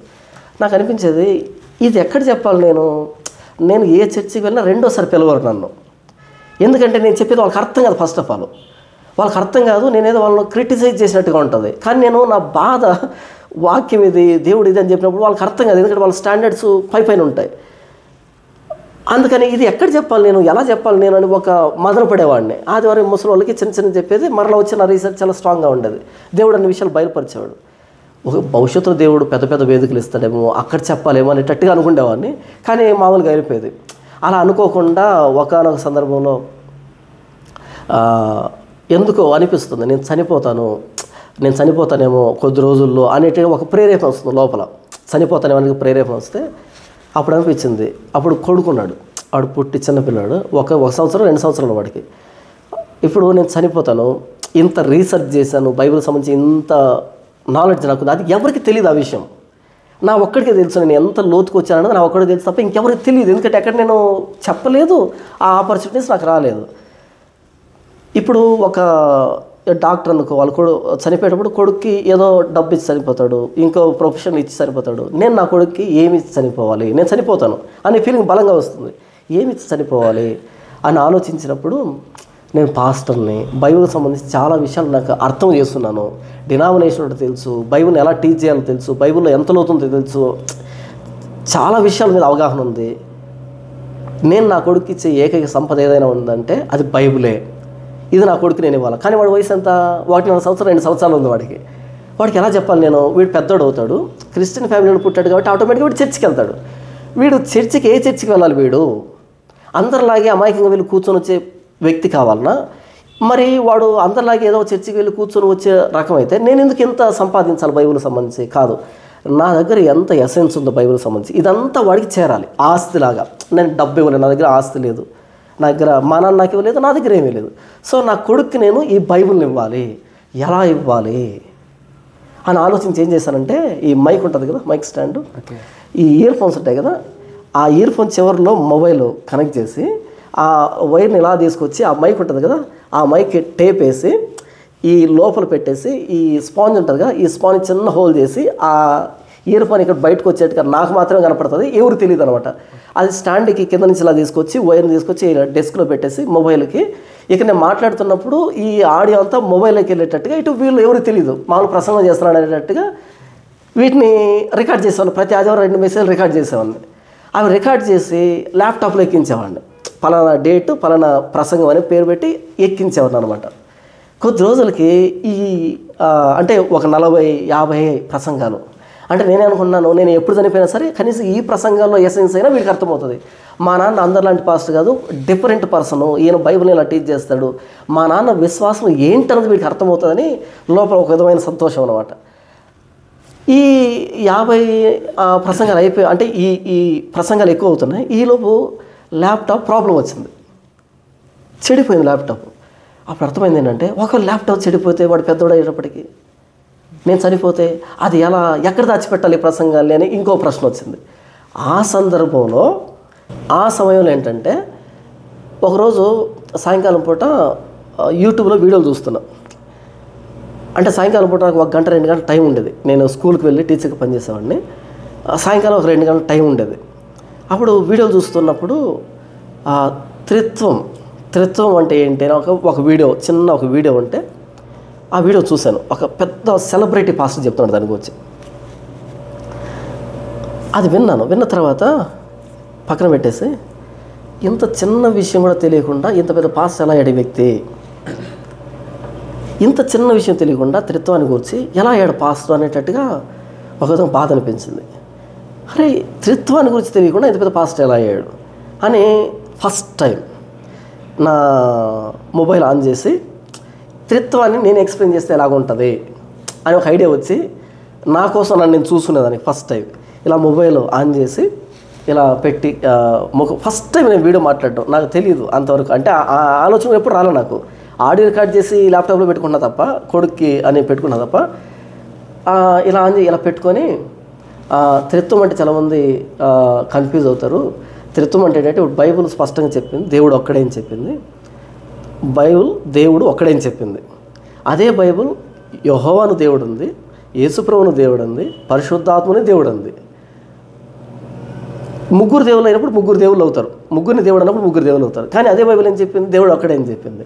దేవుడు ఒక్కడే కానీ ముగ్గురు దేవుళ్ళే. ఈ ముగ్గురు దేవుళ్ళు కన్నా వీళ్ళు ఒక్కడే దేవుడు ఎలా అవుతారు, ఇది మిస్టరీ. దాన్నే త్రిత్వం అని పిలిచాము. ఇది మనకి ఎక్స్ప్లెనేషన్కి అందదు, ఎక్స్పీరియన్స్కి అందుతుంది.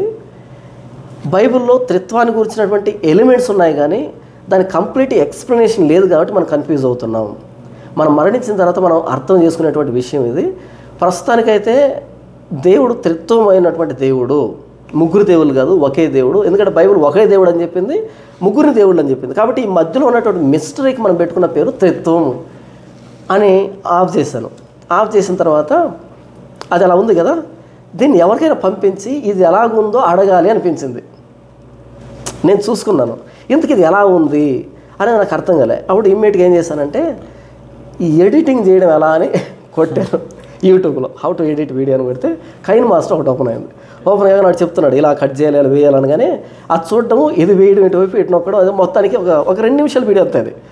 దాన్ని వాడు చెప్పినట్టుగా ఫాలో అవుతుంది. బాగా థ్రిల్ అనిపించింది. ఒక కట్ చేయడం, అది చేయడం, ఇది చేయడం, మొత్తానికి పేరు రాయాలి, ఇలా మొత్తం చేసేసి ఒక వీడియో ఎక్స్పోర్ట్ చేసి ఒక చిన్న వీడియో వచ్చింది. నా పేరు, నా ఫోన్ నెంబరు, ఈ వీడియో వచ్చిందనమాట.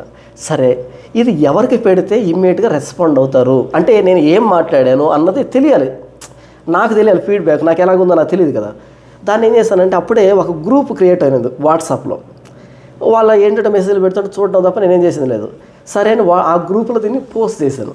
పోస్ట్ చేయగానే ఇమ్మీడియట్గా ఒక అబ్బాయి ఒక 3 నిమిషాలు రెస్పాండ్ అయ్యి అరే మామ ఏందిరా అసలు నీ నాలెడ్జ్ అన్నట్టుగా కామెంట్ వచ్చింది. ఎందుకు రా అన్నావు, పొగిడావో తిట్టావు అన్నట్టుగా అన్న. నిజంగా ఒరిజినల్ కనుక్కుందని. ఏంది మామ అసలు దీని మీద కసరత్తులు జరుగుతున్నాయి, త్రిత్వం అంటే ఏంటని అర్థం కాక ఇంత సులభంగా చెప్పేవేంట్రా అనేటట్టుగా అన్నాడు. ఎప్పటి నుంచో క్రిస్టియన్ వాడు. అనగానే ఎక్కడో తెలియని సంతోషం వచ్చింది. అంటే తెలియదా చాలామందికి అనేటట్టుగా అనిపించింది. ఇంకో కామెంట్ వచ్చింది ఇమీడియట్గా, దాంట్లోనే రెస్పాండ్ అయినమాట. అరే నీ దగ్గర ఇంత బైబిల్ నాలెడ్జ్ ఉందని ఒకడు. ఇంకొకడు అరే దీన్ని యూట్యూబ్లో పెట్టింది ఇంకొకడు, ఇలా పాజిటివ్ కామెంట్ రెస్పాండ్ అవుతున్నారు. సరే చూద్దాం ఇది ఎలాగుందని ఇంకో వ్యక్తి పంపించి ఒకసారి చూడు దీన్ని అనగానే ఆ అబ్బాయి చూడడం లేట్ చేసేటప్పుడు నేనేం చేశానంటే ఈలోపు సరే దీన్ని పేరు ఇదే కాకుండా కొంచెం బ్యాక్గ్రౌండ్ ఏదైనా తగిలిద్దాం, క్లిప్పింగ్ యాడ్ చేయడం ఎలా అని మరుసటి రోజుకి దీన్ని ఇంకొంచెం మాడిఫై చేశాను, ఎడిటింగ్ చేసి ఒక మంచి వీడియో నాకే నచ్చింది. నా వీడియో ఈ టైటిల్ రావడం, దానికి సంబంధించి పడడం, ఎంత ఎక్కడ ప్రాక్టీసు ఇది మొత్తానికి ఏదో నాకు బాగా నచ్చింది. దాన్ని ఇంకొక ఛానల్ ఇంకొక గ్రూప్లో పోస్ట్ చేయగానే అందరూ పాజిటివ్ రెస్పాండ్ అయ్యారు. ఓకే, అంటే నేను ఏదైతే నాకు తెలుసు అనుకుంటున్నానో ఇది బయట వాళ్ళకి తెలియదు అని ఒక సిగ్నల్ వచ్చింది.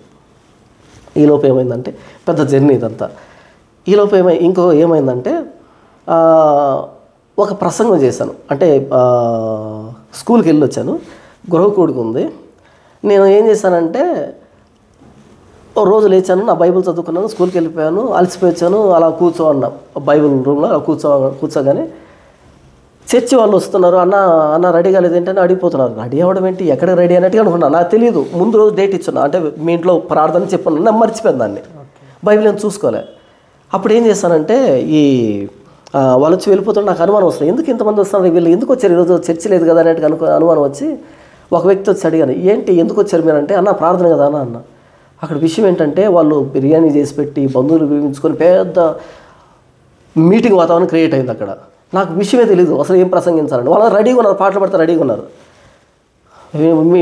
ఇమ్మీడియట్గా మోకరించి ప్రభువా అక్కడ మీటింగ్, నా దగ్గర ఏమీ లేదు, ఏం చెప్పాలో తెలియదు, అంత నీ ఇష్టం అని చెప్పి వెళ్ళిపోయాను. అక్కడ వెళ్ళిపోయి పాట పాడుతుంటే ఏం అర్థం కావట్లేదు, ఏం చెప్పాలో తెలియదు, అందరూ ఎదురు కూర్చోన్నారు. ఉదయం చదివినటువంటి లేఖన భాగం గుర్తొచ్చి దాన్ని స్టార్ట్ చేసి షేతు ఎనోషుని అన్నాడు. ఎనోషు యెహోవా నామమున ప్రార్థన చేయటం ప్రారంభం చేశాడు. ఎనోషు కాలంలో ప్రార్థన ప్రారంభమైంది అనేటువంటి వచనం తీసుకొని ఎనోషు కాలానికి ప్రార్థన ప్రారంభమైతే మరి అంతకుముందు ఉన్న వాళ్ళు ఏం చేశారు వాళ్ళు అనే ప్రశ్న వేశాను తెలియకుండానే. ఎనోషు పుట్టినప్పుడు ప్రార్థన ప్రారంభమైంది, మరి ఎనోషు కంటే ముందు జనరేషన్స్ ఉన్నాయి కదా, కయ్యన సంతానం, వీళ్ళు ఏం చేసేవాళ్ళు, అలా వెనక్కి వెళ్ళాను. ఒక్కొక్కరు ఏం కనిపెట్టారని చెప్పుకుంటూ వీళ్ళంతా ఇవన్నీ కనిపెట్టుకున్నారు. వాస్తవానికి ఏదైనా తోట నుంచి బయటకు వచ్చిన తర్వాత పశ్చాత్తాపడాల్సింది ప్రభువా దాన్ని పోగొట్టుకున్నామని ఒక్కొక్కరు స్థానికుని సితారాన్ని కనిపెట్టుకోవడం, పనిముట్లు కనిపెట్టుకోవడం, పదును కలిగినటువంటి ఆయుధాలు కనిపెట్టుకోవడం, పశువులుగా మేపుకోవడం, గుడారాలు వేసుకోవడం, ఇలా ఉండిపోయారు తప్ప ఆయన్ను ప్రార్థించడం ఎందుకు మర్చిపోయారు వీళ్ళు అని ఇలా ప్రసంగం చేశాను. ది ప్యారడైజ్ లాస్ట్ అనే పేరుతో ఉంటుంది ప్రసంగాలు, పాత ప్రసంగాలు ఇవి.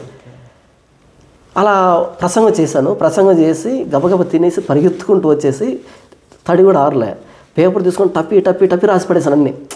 అంటే నా ప్రసంగాన్ని నేను రాసుకున్నా, అది దేవుడు ఇచ్చినటువంటి నడిపింపు. అది రాసుకొని మరుసటి రోజు కెమెరా ఆన్ చేసి మాట్లాడి యూట్యూబ్లో అప్లోడ్ చేస్తే కల్వరి టెంపుల్ నుంచి ఒక అబ్బాయి ఫోన్ చేశాడు, ఇన్ని సంవత్సరాల నుంచి చర్చికి వెళ్తున్నాను కానీ ఆదికాండంలో ఈ వచనంలో ఎంత విషయం ఉందని నాకు తెలియదు, ఏం బైబిల్ నాలెడ్జ్ అన్న మీద అని పొగుడుతూ అబ్బాయి కాల్ చేశాడు. అప్పటికి క్లారిటీ వచ్చింది, అంటే నేను ఏదైతే చిన్నదనుకున్నానో ఇది ప్రపంచానికి తెలియాలి. ఇంకోటి ఏంటి, నేను చనిపోతాను కాబట్టి నా కొడుక్కి నా నాలెడ్జ్ ఏంటి రీచ్ కావాలి, ఎక్కడ దాచిపెట్టే ప్లేస్ కావాలి నాకు. నెక్స్ట్ నాకు తెలిసింది బయట వాళ్ళకి తెలియదు, ఇవి కూడా అందించాలి. ఎలా అని ఆలోచిస్తుంటే మా తమ్ముడు వచ్చాడు, కోవిడ్ నుంచి వచ్చాడు. మా తమ్ముడు చూపించాడు ఆ వీడియో త్రిత్వానికి వచ్చి, ఈ వీడియో బాగుందా లేదు చూడంటే, అన్న చాలా బాగుంది, దీన్ని యూట్యూబ్లో పెట్టచ్చు కదా అన్నాడు. నేనేమనుకున్నాను యూట్యూబ్ అంటే దానికి పెద్ద లక్షలు ఖర్చు అవుతుంది, ఏంటంటో చేయాలి అనేటట్టుగా యూట్యూబ్లో చూడడం తప్ప ఆ యూట్యూబ్లోకి మన వీడియో పంపించొచ్చని నాకు తెలియదు. అంటే ఆ ఫోకస్ ఎప్పుడు చేయలేను. నేను ఎవరిని అడిగాను యూట్యూబ్లో ఛానల్ పెట్టాలంటే ఎలా అంటే దానికి చాలా ఖర్చు అవుతుంది, నాకు తెలిసిన ఫ్రెండ్ ఉన్నాడు ఆయన దగ్గర తీసుకెళ్తా అంటే అనుకున్నాను. యూట్యూబ్లో పెట్టాలంటే మన దగ్గర స్తోమత లేదు కదా అన్న. స్తోమత ఎందుకన్నా, మొబైల్లో నెట్ ఉంది కదా అన్నాడు. మొబైల్లో నెట్ ఉంటే యూట్యూబ్లో పెట్టచ్చు అంటే పెట్టచ్చు అన్నాడు. ఏంటి జోక్ ఇస్తున్నా అంటే జోక్ కాస్తని అలా దాని మీద ఇలా నొక్కాడు. నొక్కగానే షేర్ అనే ఆప్షన్ వచ్చింది, ఇలా షేర్ నొక్కాలి, ఒక షేర్ నొక్కాను, అక్కడ యూట్యూబ్ అనే అది ఉంది, లోగో ఉంది, దాని మీద నొక్కిన తర్వాత అది ప్రాసెసింగ్ అవుతుంది, చూడు ఈ లైన్లన్నీ చివరికి వస్తే వెళ్ళిపోయినట్టు అన్నాడు. కాసేపటికి అది వెళ్ళిపోయింది యూట్యూబ్లోకి పోతే యూట్యూబ్లోకి ఎక్కించడం ఇంత సులభమా, మరి అంతే కదా అన్నాడు. ఏం ఖర్చు లేదా ఛానల్, ఏం ఖర్చు లేదన్నాడు. ఫస్ట్ టైం యూట్యూబ్లోకి మనం వీడియో పెట్టొచ్చని అర్థమైంది. నేను చెప్పే విషయం చాలామందికి తెలియదు అని అర్థమైంది. నెక్స్ట్ నేను చెప్పేటువంటి విషయం అన్నది చాలామందికి కావాలి అని అర్థమైంది. నెక్స్ట్ యూట్యూబ్లో మనం పెట్టుకుంటే ల్యాప్టాప్లు పాడైపోతాయి, ఇవన్నీ అనవసరం, యూట్యూబ్లో ఎప్పటికైనా పడి ఉంటుందని ఇన్ని ఒకేసారి వచ్చేటప్పటికీ ఊపందుకుంది. ఇక వేరే పని లేకుండా ఇదే పని పెట్టుకున్నా.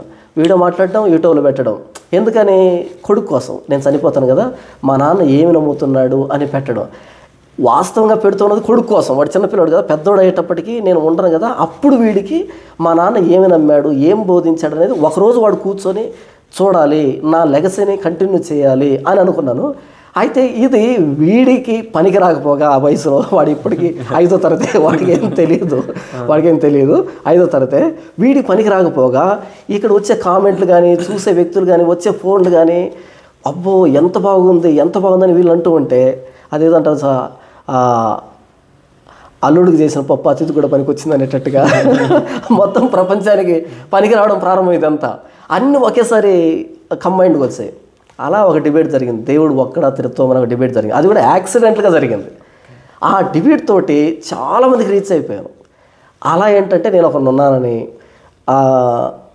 తెలిసిందనమాట. ఈ క్రమంలో ఇంకొక విషయం జరిగింది. ఈ క్రమంలో కరుణాకర్ సుగ్నా అనే వ్యక్తి ఒక వీడియో చేశాడు. నోవహు జలప్రలయం కామెడీ నిలయం అనే పేరుతో ఒక వీడియో చేశాడు.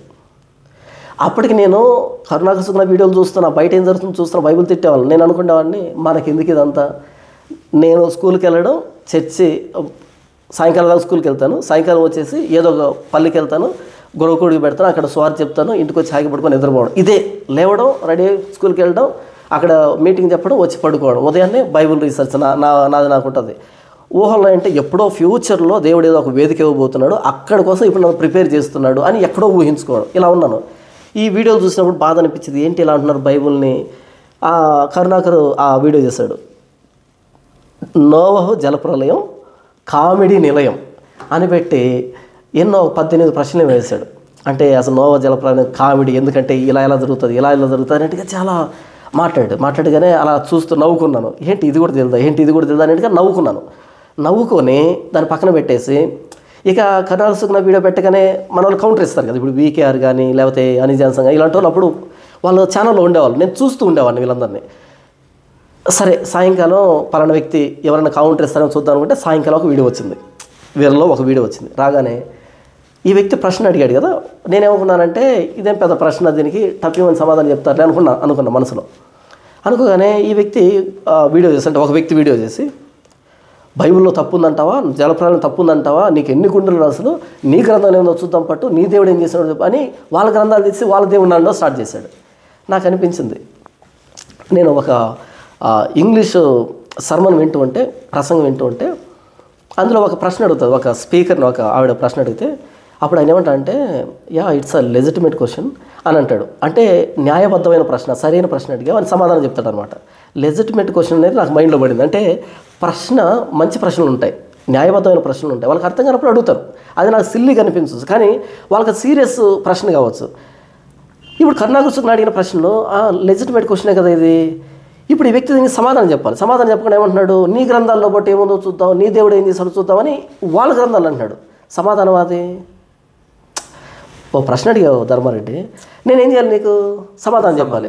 చెప్పకుండా మరి నీ బతుకు పట్టేత్తు అన్నాను అనుకో, సమాధానం అది కాదు. అరే ఇది లెజిటిమేట్ క్వశ్చను, ఈ వ్యక్తి ఆన్సర్ ఎలా చెప్పాలి, లెజిటిమేట్ ఆన్సర్, కరెక్ట్ ఆన్సర్ చెప్పాలి కదా అని బాధ అనిపిస్తే మరుసటి రోజు ఉదయాన్ని ఇంకో వ్యక్తి కౌంటర్ పెట్టాడు. మా నోవ జలప్రలయం అంటావు, నీకేం తెలుసు రాసారు అని చెప్పి మరలా యాజ్ ఇట్ ఈజ్ దింపాడు. ఇదిరా అంటూ వాళ్ళ గ్రంథాలను అన్నాడు. కాదు ఇదిగా స్పందించే విధానం కాదు. ఆ వ్యక్తి బైబిల్ను నెగిటివ్గా చూపించవచ్చు, కానీ ఆ వ్యక్తి అడిగిన ప్రశ్న చాలామందిలో ఉన్న ప్రశ్నే. ఆ ప్రశ్నకు సమాధానం కాదు, ఇక్కడ తిట్టడం, బూతులు మాట్లాడడం కాదు, ఇక్కడ సమాధానం కావాలి. లెజిటిమేట్ క్వశ్చన్కి కరెక్ట్ ఆన్సర్ కావాలి, రీజనబుల్ ఆన్సర్ కావాలి, రేషనల్ ఆన్సర్ కావాలనిపించి సాయంకాలం మరలా ఇంకొక వ్యక్తి కౌంటర్ పెట్టాడు. చూశాను, సేమ్ అప్రోచ్. ఇంకో వ్యక్తి కౌంటర్ పెట్టాడు, సేమ్ అప్రోచ్. అప్పుడు అనిపించింది ఈ వ్యక్తికి సమాధానాలు కావాలి. ఈ వ్యక్తికి కాదు, ఇంకా చాలామందికి కూడా సమాధానాలు కావాలి. ఎందుకంటే ఒక ఇంటలెక్చువల్ పర్సన్ చూసినప్పుడు ఈ వ్యక్తి అడిగిన ప్రశ్నకి ఇది కాదు, సమాధానం కాదు కదా, వీళ్ళు ఏదో ఉద్రేకంగా మాట్లాడతారు తప్ప సమాధానం కాదు కదా అంటాడు కదా. కాబట్టి ఒక ఇంటలెక్చువల్ పర్సన్ కనుక ఈ వీడియో చూస్తే ఆ వ్యక్తికి ఒరిజినల్గా సమాధానం తెలియాలి అనే ఉద్దేశంతో కెమెరా ఆన్ చేస్తాను. అంటే కౌంటర్ వీడియో స్టార్ట్ చేశాను ఫస్ట్ టైం, అది కౌంటర్ వీడియో అనమాట. కౌంటర్ వీడియో స్టార్ట్ చేసి నోవహు జలప్రలయం వాస్తవాల నిలయం ఆ వ్యక్తి ఏం పెట్టాడు, కామెడీ నిలయం అని పెట్టాడు కదా, వాస్తవాల నిలయం అని పెట్టి కౌంటర్ వీడియో చేశాను. వీడియో చేసి అప్లోడ్ చేశాను. అప్లోడ్ చేయగానే కాల్స్ వచ్చాయి. సీనియర్ పాస్టర్లు, సీనియర్ విశ్వాసులు కాల్ చేసి, ఇన్ని రోజులు ఈ సందర్భం మేము చదివాం కానీ ఇందులో ఎంత లోతుందని ఇలా ఆలోచించాలని మాకు నిజంగా తెలియదు బాబు. నీ వయసు చిన్నది, కానీ దేవుడు నీకు ఇచ్చిన జ్ఞానం చాలా గొప్పది, నువ్వు కావాలి. ఆ కరుణాకృష్ణ వీడియో చూసిన తర్వాత మేము కూడా ఒకంత సందేహంలో పడ్డాం, కానీ నీ సమాధానం చూసిన తర్వాత ఎక్కడ లేని సంతోషం, ధైర్యం వచ్చింది అని అన్నారు. ఓకే, ఒకటి నా దగ్గర నుంచి వాక్యం కావాలి, రెండు నా దగ్గర నుంచి అబద్ధాన్ని ఎదుర్కొనేటువంటి కౌంటర్ కావాలి. ఆ క్రమంలో ఇంకొక ఆవిడ కాల్ చేసింది, టీచర్ కాల్ చేసి ఏమంటే, నేను ఏమనుకుంటున్నానంటే ఈ కౌంటర్ వీడియోలు నాకు బర్డెన్ అవుతున్నాయి. నాకు వాస్తవానికి కౌంటర్ వీడియోలు నచ్చవు, నాకు ప్రసంగమే నచ్చుతుంది, కానీ నేను బయటకు వచ్చిన కౌంటర్ వీడియోలతో నాకు ఇది నచ్చదు. చాలా ఎడిటింగ్ చేయాలి, చాలా టైం అంతా హెచ్చించాలి. నా ప్రసంగం మీద నేను చేసుకుంటే ఈ గొడవలు నాకెందుకు అనేటట్టుగా మానేద్దాం అనుకునే టైంలో ఒక ఆవిడ కాల్ చేసింది. ఎందుకంటే విపరీతమైన ఫోన్ కాల్స్, బూతులు, కొడతామని, తిడతామని, కేసులు పెడతామని, మరి అన్ని బూతులు మాట్లాడింది ఏమీ లేదు. ఆ టైంలో ఒక ఆవిడ కాల్ చేసిందంటే, బాబు నీకు ఒక విషయం చెప్పాలి, కౌంటర్ వీడియో మానేయాలనుకుంటున్నా. ఆ టైంలో అప్పుడు కాల్ చేసింది, బాబు నీకు ఒక మాట చెప్పాలి. ఆవిడ టీచరు. ఈరోజు ఉదయం నేను వీడియో చూస్తూ ఉంటే నాకు ఇద్దరు కూతుర్లు, వాళ్ళు 10th క్లాస్ చదువుతున్నారు. నా ఇద్దరు కూతుర్లు ఒక మాట అన్నారు, ఆ మాట నీకు చెప్పడానికి కాల్ చేశాను అంతే. ఏంటమ్మా మాట అంటే, ఆవిడ ప్రతిరోజు ఈ కరుణాకృష్ణ అడిగేటువంటి క్వశ్చన్లకి, లేకపోతే ఇంకెవరు అడిగే క్వశ్చన్లకి మన క్రిస్టియన్స్ కౌంటర్ వీడియో చేస్తారు కదా, ఈ వీడియోలు చూస్తుంది అనమాట. ఎందుకంటే బాధ ఉంటుంది కదా మనకి, మా బైబిల్ ఉన్నాడు, యేసుప్రభు ఉన్నాడని. అలా చూస్తూ ఉన్నప్పుడు ఏంటంటే ఈవిడ ఎలా చూసేదంటే బెడ్రూమ్లోకి వెళ్ళి లాక్ పెట్టుకొని చూసేది. ఎందుకు అని అంటే, ఇప్పుడు మీ శివుడు ఏం చేశాడు, మీ శివుడు ఇలా చేశాడు, మీ రాముడు ఇలా చేశాడు, మీ కృష్ణుడు ఇలా చేశాడని ఆ బూతులు ఉంటాయి చూసావా, వాళ్ళు ఆ ఇంటిమేట్ ఆ రిలేషన్షిప్ ఉంటుంది కదా, అంటే బూతులు అంటే వాళ్ళ భార్యతో కలిసింది, ఇంకొకరితో కలిసింది, ఇలాంటి ఉంటాయి కదా, దాన్ని వర్ణిస్తూ వాళ్ళ గ్రంథాల్లో ఉంటుంది కదా, దాన్ని మనోళ్ళు ఎక్స్ప్లెయిన్ చేసేవాళ్ళు ఇటువైపు నుంచి. మరి లోతు కూతుర్లు ఇలా చేశారు కదా అని ఈ వ్యక్తి అడిగితే, మరి మీ దేవుళ్ళు ఏం చేశారా అనేటట్టుగా వీళ్ళు చెప్పారు, శివుడు ఇలా చేశాడు, రాముడు ఇలా చేశాడు అని చెప్పినప్పుడు ఏంటంటే ఈవిడ ఆ పదాలు ఈ పిల్లలు వింటారని, అవి వింటారేమోనని బెడ్రూమ్లోకి వెళ్ళి వినేదంట. ఈవిడ బెడ్రూమ్లో ఉందంటే ఆ పిల్లలు ఏమనుకునే వాళ్ళు, మమ్మీ కౌంటర్ వీడియో వింటుంది అనుకునేవాళ్ళు వీళ్ళు. అవి మేము వినకూడదని అక్కడ వింటుంది అని అనుకునేవాళ్ళు అంట. ఒకరోజు ఈవిడ ఏం చేసిందంటే హాల్లో వింటుంది కౌంటర్ వీడియోని. వీళ్ళిద్దరు ఇటు పక్కన కూర్చొని, ఏంటి మమ్మీ బెడ్రూమ్లో చూస్తున్నావు, ఏంటి మమ్మీ హాల్లో చూస్తున్నావు, నువ్వు బెడ్రూమ్లో కదా వినాలి అన్నారంట వీళ్ళిద్దరు. అనగానే ఆవిడ ఏంటంట, ఈయన పాస్టర్ జాన్ పాల్ ఈయన వీడియోని బెడ్రూమ్లో కూడా చూడొచ్చు, హాల్లో కూడా చూడొచ్చు అందంట. మీకు అర్థమైందా? ఈయన పాస్టర్ జాన్ పాల్ ఇది కౌంటర్ వీడియోనే, కానీ ఈయన కౌంటర్ వీడియోని హాల్లో కూడా చూడొచ్చు. అదేంటి మమ్మీ అంటే, ఈయన కౌంటర్ ఇస్తాడు, బూతులు మాట్లాడు, కానీ తిడతాడు, సమాధానం చెప్తాడు, కానీ వాళ్ళ గ్రంథాలను ఎత్తాడు, ఎలాంటి అసభ్యత ఉండదు, కానీ తిడతాడు, సమాధానం చెప్తాడు, అన్నీ ఉంటాయి, వ్యంగ్యం ఉంటుంది, వెటకారం ఉంటుంది, ప్రశ్న ఉంటుంది, కోపం ఉంటుంది, అన్నీ ఉంటాయి. కానీ బూతుల టైపు వాళ్ళని రెచ్చగొట్టినట్టు వాళ్ళ దేవుళ్ళ గురించి ఏమి ఉండదమ్మా, చాలా రీజనబుల్గా ఉంటుంది. కాబట్టి ఈయన వీడియోని హాల్లో కూడా చూడొచ్చు. ఇది మా పిల్లలు అడిగారు, నేను సమాధానం చెప్పాను, చాలా గర్వంగా చెప్పాను అని ఫోన్ చేసింది. మరి ఆవిడకి ఎందుకు చెప్పిందో తెలియదు, కానీ దేవుడు అలా ప్రేరేపించాడో తెలియదు. కానీ అది వినగానే ఓకే, నేను కౌంటర్ వీడియోలు కూడా చేయాలి, ఆపకూడదు వీటిని. నెక్స్ట్ ప్రసంగాలు కావాలి, బైబిల్కి సంబంధించిన టీచింగ్ ఉండాలి. అలా మొదలుపెట్టాను. అనతి కాలంలోనే ఈ కౌంటర్ వీడియోలను బాగా క్లిక్ అయ్యాయి. అంటే అందరికీ నచ్చాయి, నా సమాధానాలు నచ్చాయి. శత్రువులు పెరిగారు, అదే సమయంలో కంటెంట్ వెళ్ళింది, నేను అనుకున్నా అందరికీ తెలిసింది అనమాట. ఇలా ఏంటంటే ఇటు బయట వాళ్ళని ఎదుర్కోవడానికి, మన క్రైస్తవాన్ని ఎడ్యుకేట్ చేయడానికి, ఇలా ఏంటంటే ఓన్గా నాకు నేను ఎవ్వరు లేరు, బ్యాక్గ్రౌండ్లో ఎవరు లేరు. మా నాన్న కూడా తెలియదు నేను పాస్టర్ అయిన విషయం. వాడు ఏదో టీచర్గా పనిచేస్తున్నాడు, ఏదో చర్చ్ అని వెళ్తున్నాడు అనుకున్నాడు తప్ప మా నాన్న కూడా తెలియదు. తర్వాత కాలంలో చాలామంది ఫోన్ చేసి నన్ను మాట్లాడుతూ ఉంటే మా నాన్న వాళ్ళ పక్కన వినేవాడు, స్పీకర్ ఆన్ చేసేవాడు, మా నాన్న వినేవాడు. ఇదేంట్రా పెద్ద పెద్ద వీడు ఫోన్ చేస్తున్నారు, వీడు ఇంత పెద్దవాడు ఎప్పుడైనా, మా నాన్న కూడా షాక్ అయ్యేవాడు అనమాట. ఈ మొత్తం జర్నీ అంతా ఇది కేవలం బ్యాక్గ్రౌండ్లో దేవుడు మాత్రమే ఉండి, ఆయా పరిస్థితుల్ని, ఆయా మనుషుల్ని, ఆయా సందర్భాలన్నింటినీ ఉపయోగించి ఒక ఎక్స్పీరియన్స్, ప్రాక్టికల్ నాలెడ్జ్ నన్ను తీసుకుని వచ్చి నాకు తెలియకుండానే ఇంత జర్నీ నేను చేసేటట్టుగా ఇంత దూరం తీసుకొచ్చింది దేవుడే. ఆయా సందర్భాల్లో ఆయా పుస్తకాలు చదివేటట్టుగా, ఆయా పుస్తకాల ఇన్ఫర్మేషన్ నాకు అర్థమయ్యేటట్టుగా, అదే సందర్భంలో ఆపోజిట్ పర్సన్ ఏదో అడిగేటట్టుగా, నేను చెప్పేటట్టుగా ఇవన్నీ కూడా నన్ను చూపించడానికి, బయటకు తీసుకురావడానికి దేవుడు మాత్రమే ఇంత దూరం నన్ను తీసుకొచ్చాడు. దేవుడు మాత్రమే. అంటే నేను యేసుని నమ్ముకోవడానికి కారణం నా చెల్లి. మా చెల్లి కూడా ఏంటంటే ఏదో మూఢనమ్మకాలతో, అభిప్రాయాలు, అనుభవాలతో కాకుండా ప్రతి దానికి వాక్యం వాక్యం అంటూ వాక్యంలో నేను నా ఫెయిత్ యాంకర్ అయ్యేటట్టుగా, లంగరు వేయబడేటట్టుగా, తర్వాత నేను ఎదుర్కొనేటువంటి సమాజంలో పరిస్థితులు, ఇవన్నీ కూడా ప్రాక్టికల్ నాలెడ్జ్ తోటే ఇంత దూరం నన్ను నడిపించాయి. మొత్తం సమస్త మహిమ, ఘనత, ప్రభావాలన్నీ దేవుడికి మాత్రమే, ప్రభువైన యేసుక్రీస్తు మాత్రమే ఆపాదిస్తున్నాను. ఈ మొత్తం పరిశుద్ధాత్మ దేవుని నడిపింపు మాత్రమే. చాలామంది ఏమనుకుంటారంటే బైబిల్ కాలేజీకి వెళ్ళారని. కాదు, బైబిల్ కాలేజ్ ఒక దగ్గరికి వెళ్ళి ఉంటే కనుక నేను అదే థియాలజీ నేర్చుకునేవాడిని, ఒక బైబిల్ థియాలజీనే. కానీ బైబిల్ కాలేజు పెద్దలు, థియాలజీన్స్ ఎవరైతే ఉన్నారో అలాంటి వాళ్ళని చదివాను నేను. వాళ్ళు చెప్పేది కాదు, వాళ్ళు చెప్పే విధానాన్ని చదివాను నేను. ఎక్కడి నుంచి ఎలా తీసుకోవాలి అంటే సింపుల్ చెప్పాలంటే ఒక 100 బైబిల్ కాలేజ్ చదివాను అనుకోవచ్చు అంతే. బైబిల్ కాలేజ్ థియాలజీన్స్ ఉంటారు కదా, వాళ్ళని చదివాను. అలా కొన్ని వందల మందిని చదివాను. సింపుల్ చెప్పాలంటే ఒక 100 బైబిల్ కాలేజ్ చదివి ఉంటాను నేను. కానీ ఏ సర్టిఫికెట్ లేదు, ఏ థియాలజీ కోర్స్ లేదు, ఎక్కడ ఉండదు. కానీ బైబిల్ కాలేజీకు సిలబస్ని ఇచ్చే వాళ్ళని చదివాను. ఇది బ్రదర్, నేను యేసుప్రభులో ఇంత దూరం రావడానికి, ఇంత నాలెడ్జ్ రావడానికి ఆయా పరిస్థితులు, ఎక్స్పీరియన్స్ ద్వారా వచ్చింది ఇదంతా నాకు. ఓకే, అంటే మాకు తెలిసి మీరు డిబేట్స్ అంతా ఈ మధ్యలో చేస్తున్నారు, ఒక 2-3 years నుంచి అనే దాంట్లో మేము అనుకున్నాం. కానీ ఇప్పుడు విన్నాక మాకు అర్థమైంది ఏంటంటే మీరు ఈ స్కూల్ ఏజ్ నుంచే ఈ డిబేట్స్ అనేది అంతా మీకు అక్కడి నుంచే ఎక్స్పీరియన్స్గా వచ్చింది. అవును, ప్రతి దానికి ఒక సందర్భం ఉంది, అవును, ఒక పరిస్థితి ఉంది. అవును. ఇంకొకటి ఏంటంటే ఎంత ఎక్స్ట్రీమ్గా నేను బైబిల్ అర్థం చేసుకోవడానికి ప్రయత్నం చేశానంటే, కొన్ని వేల రూపాయలు పెట్టి ఒక పుస్తకాన్ని కొనేవాడిని. ఏది, ఒక్క వచనాన్ని అర్థం చేసుకోవడానికి. The crook in the lot అని ఒక పుస్తకం ఉంటుంది. అప్పట్లో నేను అది 3,000 మరి 5,000 కొన్నాను, నాకు సరిగ్గా ఐడియా లేదు. అప్పట్లో 1,000 రూపాయలు అంటే చూచి ఖర్చు పెట్టేటువంటి రోజులు అవి, డబ్బులు చేతిలో. ఆ టైంలో నాకు తెలిసి 5,000 అనుకుంటాను, ఐడియా లేదు సరిగ్గా. 5,000 రూపాయలు పెట్టి క్రూ కింద లాట్ అనే ఒక చిన్న పుస్తకం ఉంటుంది. అది 80s రాశారు దాన్ని, కాబట్టి 5,000 రూపాయలు పడింది, చిన్న పుస్తకమే. ఆ పుస్తకాన్ని కొనుక్కున్నా ఒక్క వచ్చిన అర్థం చేసుకోవడానికి. ప్రసంగిలో దేవుడు వంకరగా చేసిన దాన్ని ఎవడో తిన్నగా చేయలేడు, దేవుడు తిన్నగా చేసిన దాన్ని ఎవడో వంకరగా చేయలేడు అనే దాన్ని అర్థం చేసుకునేదానికి ఆ వచ్చిన మీద మొత్తం బుక్ బేస్ అయి ఉంటుంది. దానికి 5,000 హెచ్చించాను. ఇంకా అర్థం చేసుకోండి, నాకు మిగతా ఏది ఇంపార్టెంట్ అనిపించదు. బైబిల్ ఏంటో నాకు తెలియాలి, మొదట నాకు తెలియాలి. అలా నా ప్రసంగం కూడా over the period of time అన్నది డిఫరెంట్ స్టేజెస్లో మారింది. ముందు ఒకలాగా ప్రసంగం చేశాను, తర్వాత దానికి నేనే ఇలా కాదు ఇక్కడ అలా నాకు నేను ఎవాల్యుయేట్ చేసుకునేవాడిని.